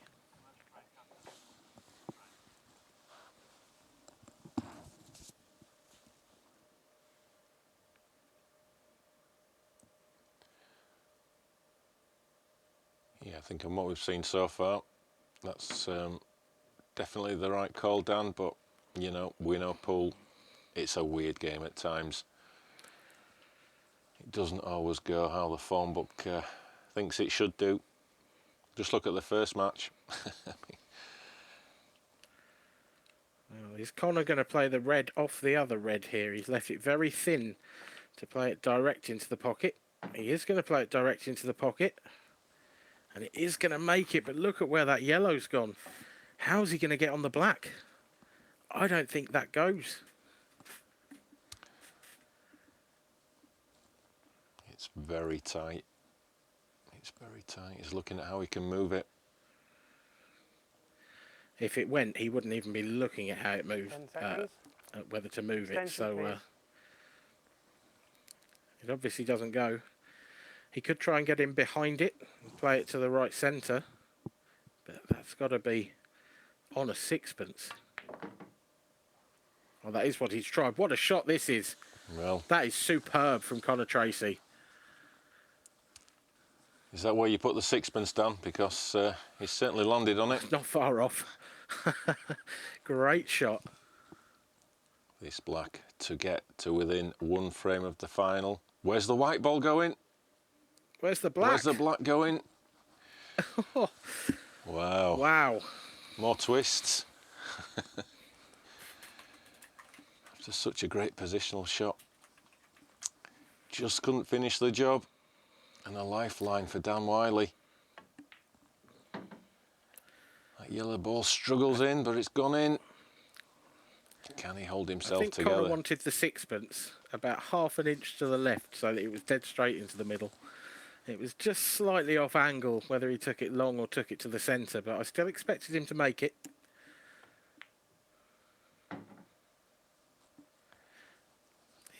Dan's not gone about this in the necessarily the best fashion, though. Leaving these two yellows till last, whichever way you play it, it's a tricky transitional shot between the two. He might try to move the one on the bottom rail now. He has done. How's it come out? Awkward. Yeah, I'm with you there. I don't think he's thought about the pattern too well in this clearance attempt.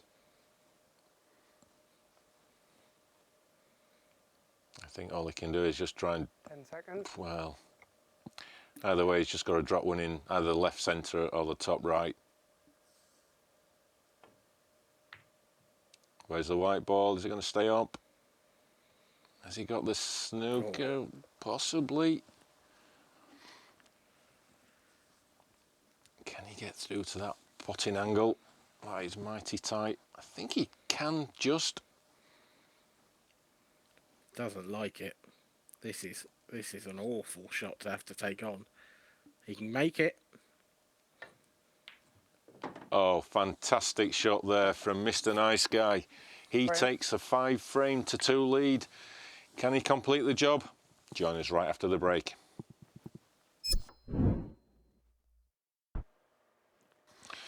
Welcome back. You join us Conor for Treacy frame for it. 8, where Mr. Nice Guy is not being so nice to his opponent, Conor Treacy. He's breaking in what he hopes will be the last break of this match, as he tries to secure his place in tonight's final against the Riot, Ross Fernie, who dispatched our reigning champion, our double reigning champion, 6-4 in an absolute classic match earlier, which hopefully you would have seen. Conor will be pleased with this break, I think. Extension, please. He's at the table. It's not an easy finish by any stretch of the imagination, and he'd like an easier starter perhaps on red. But he does have a ball to go at. And that's always a nice place to be. You'd rather be at the table than sat in your chair. As Dan Wylie is there, you can see him.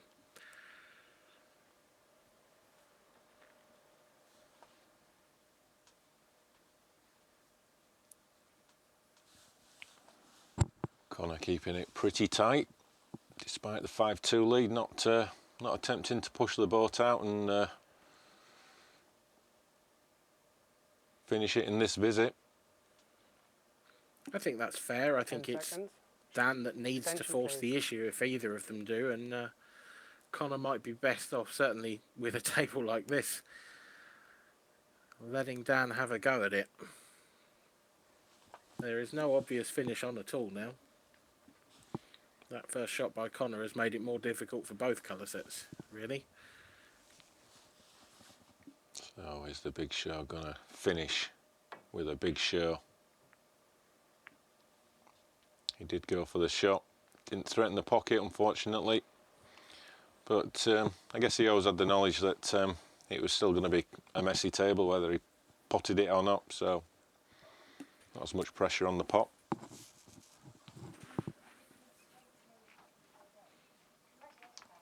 Yeah, this is just awkward. I think 10 seconds. both players will just be relying on a mistake from the other one. And I think Conor's trying to force the mistake by playing these little safety shots. I think that's intelligent. Doesn't leave Dan any way to control the cue ball because he's put the cue ball right on the cushion. And he's basically just saying, go for a pot and see what happens. Yeah, I don't think, based on that last shot, I don't think Dan's going to hold back. He's just going to keep going for these, I think.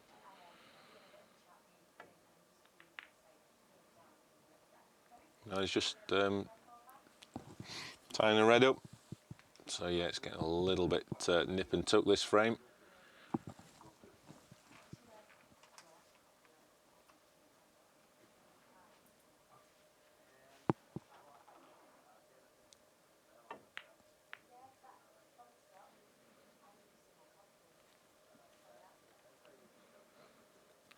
It is still open table, of course, despite the fact that Conor made a ball on his break.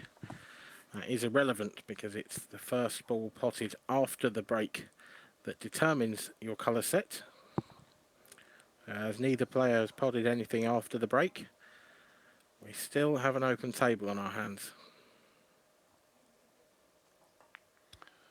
And for our viewers out there, as we watch this this tournament evolve over the next 8 weeks, Mondays, Tuesdays, Wednesdays, 3 PM and 10 PM. If you've got any questions for us, our Twitter handle is at IPA Poll.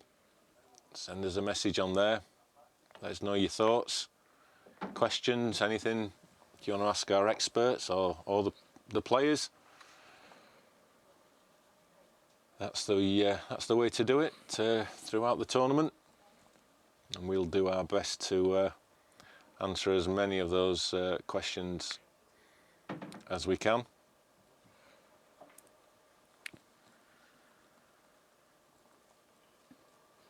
Dan Wylie then trying to force the issue.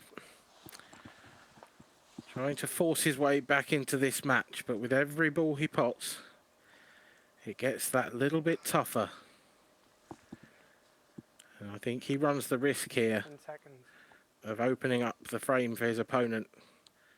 Although that is a lovely shot. But it hasn't really brought him, it hasn't really done him any favours. It hasn't opened up the bottom right pocket for, well, actually it's closed up the bottom right pocket for the red that's on the rail. So if anything, it's made his life harder now. Going for a double? As you say, Dan, he's trying to force the issue, and it's very difficult when the balls are as tricky as they are there to force the issue when you're 5-2 down, and you've got all the scoreboard pressure on top of your shoulders. So this is now a chance for Conor to wrap up frame and match, but that didn't even hit a knuckle. That's a long way away.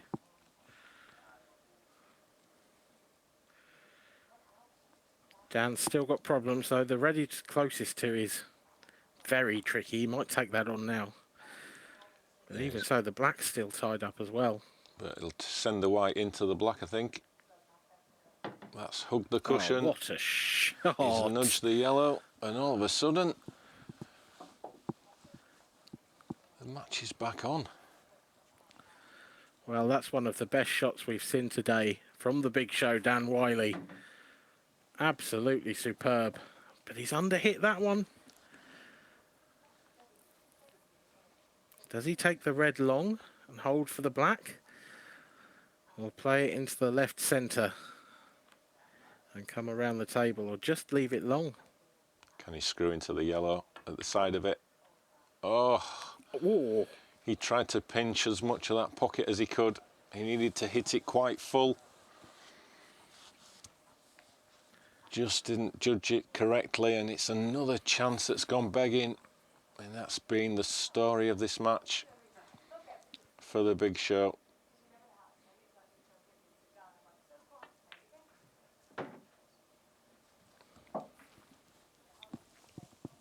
I hope that Dan isn't too disheartened. He certainly played his part in this match. He's showed off some excellent skills and some excellent shot making. Yes, he's definitely shown. He's just come up short. Yeah, he's definitely shown that he's got the talent, and it is his first time. Well, I think Conor's taking his nickname a little bit too literally. Yeah, he's just gifted Dan a pretty routine finish. So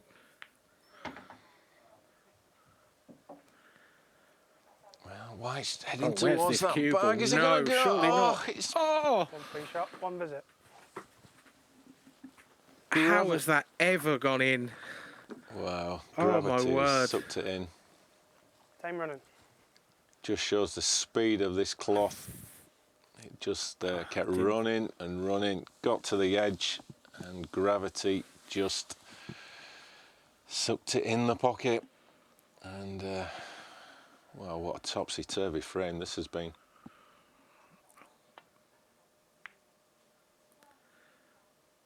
Oh. Well, both players making are life easy for himself. Suffering at the moment.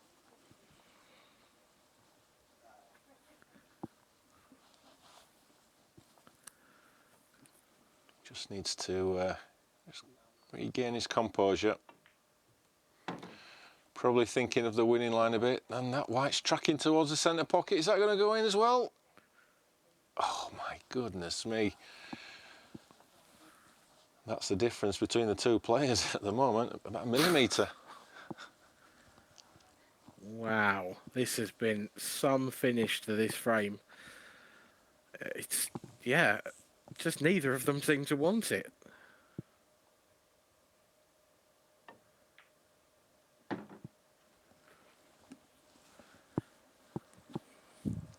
I think Conor, you know, I mean, we've got to remember Conor's not used to this scenario as well. It's relatively new for him. He's probably thinking about, you know, the final. He's going to focus on this job at hand.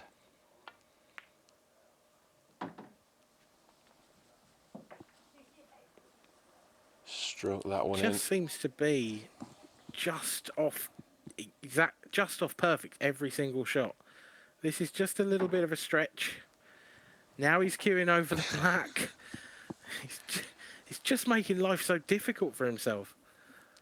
He's just giving Dan a glimmer of opportunity. It's the hope that kills you, Kev. And I'm afraid that yellow spells danger for Dan Wylie as Conor Treacy, Mr. Nice Guy, eventually clinches the frame, takes his place in tonight's final. We'll be right back with both winners after this break.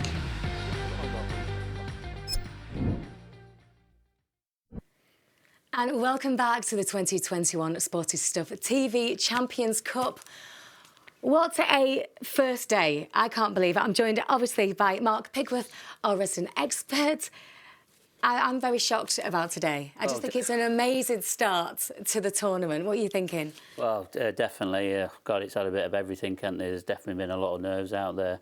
There's definitely been a shock. I'm not sure how the players are actually thinking, to be honest, but we've seen probably quite a lot of the really good stuff played by them. We've all been on the edge of our seat, haven't we, completely? I'm going to start first with game number one.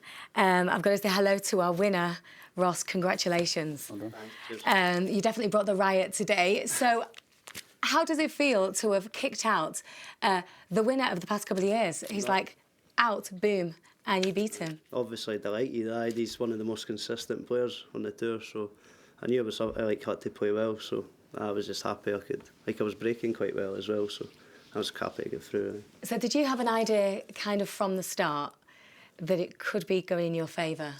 I didn't really think like that. I just sort of concentrate on my own game and just see how it goes, really, just for there. And looking else, obviously you've won this one. Are you feeling quite confident now going forward?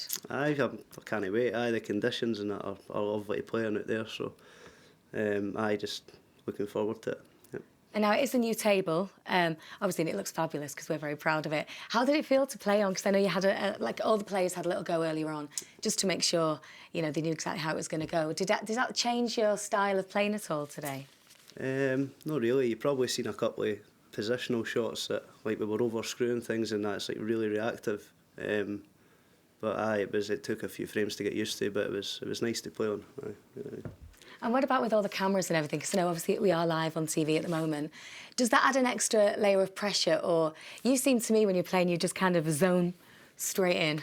The playing's not too bad. It's just, interviews and that. But when you're playing, it's just sort of try and get in the zone and just concentrate on your game. Really. And I've got to say, obviously, Mark, what did you think of the game? Well, I mean, right from the very start, it was very edgy, weren't it? The first sort of 4 frames. But once we got to like 4-3, and then Liam had that yellow. Do you remember that treble yellow that he played? Yeah, and he didn't finish on the black, but what a black that you potted, and then it's gone to 4-all, hasn't it? And do you remember what happened in frame 9? You broke and cleared.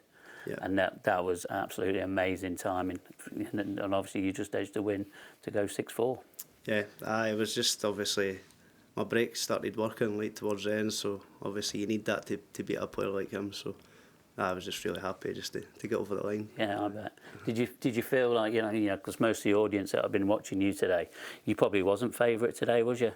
To be honest, but in your head, did you think you was favourite? It kind of takes some of the pressure off me, really. Like him being favourite, I can just go out and play my game and just see how it goes. And I just lucky. I got lucky a couple of shots, but thought I played all right, so I was happy with that. You certainly did. And then does this add an extra layer of pressure for you now because you have beat our current #1? Does that mean everyone's going to be going, I've got to watch this fella? Like I said, just concentrate on my own game, really. I think that's just the way you look at it and just see where it goes for there, really. Oh, well, a massive congratulations. It was such a wonderful way to start the tournament, wasn't it? We were all on the edge of our seat all the way through, so thank you so much. I'll let you head off and have a little rest now, a well-deserved drink, I think. Perfect. Thanks so much. So that was obviously the start, the first game. Absolutely amazing. Yeah. My favourite thing that he was just saying earlier on before we started filming was that after they finished the game and he won, both of them just sat in the back and watching the rest of the tournament. So it seems like there's a really lovely atmosphere here at the moment here in Gateshead of all the players just kind of just getting on, which is always nice. Yeah, they all gel. They all know each other from the tour. It just works for them. So that's game number one. Obviously now we need to go to game number two. I would like to welcome Mr. Nice Guy. Come through, take a seat. Thank you. So, congratulations. How are you feeling right now? Did you find that a bit of a tough one? Yeah, it was tough there. I just struggled with the pace of the table. It kept catching me out. Yeah, luckily Dan had quite a few chances, but he kept leaving me sort of gettable finishes at the end, and I just seemed to pick up the pieces really. But yeah, just glad to get the win, to be honest. I mean, like you touched on, obviously it's a new table, isn't it? You did have a little go before. Now you've been on it once. Do you think next time you come to play again, you're going to have more of an idea? Yeah, I think I should settle quicker this evening. And I know I've got to play better than that to win, so hopefully my concentration will be a little bit better. But yeah, I've just got to give it my all, that's all I can do. But what about with the cameras and stuff? Do you reckon that caused an issue? Because obviously the playing on the new table and everything caused the pressure. Are you all right with the cameras and that? Did you just forget about them? Because it seemed like you completely did. Yeah, to be honest, nervous when I come in. The walk-on was quite nervous. But yeah, once the game kicked off, just zoned in on the table, forgot the cameras were there, to be honest. Just tried to embrace the situation and, yeah, try and play some good stuff. Mm-hmm. And Mark, what did you think of the game? Well, I mean, it's the first day and, you know, I'm sure they'll agree with me that there's definitely been a lot of nerves out there.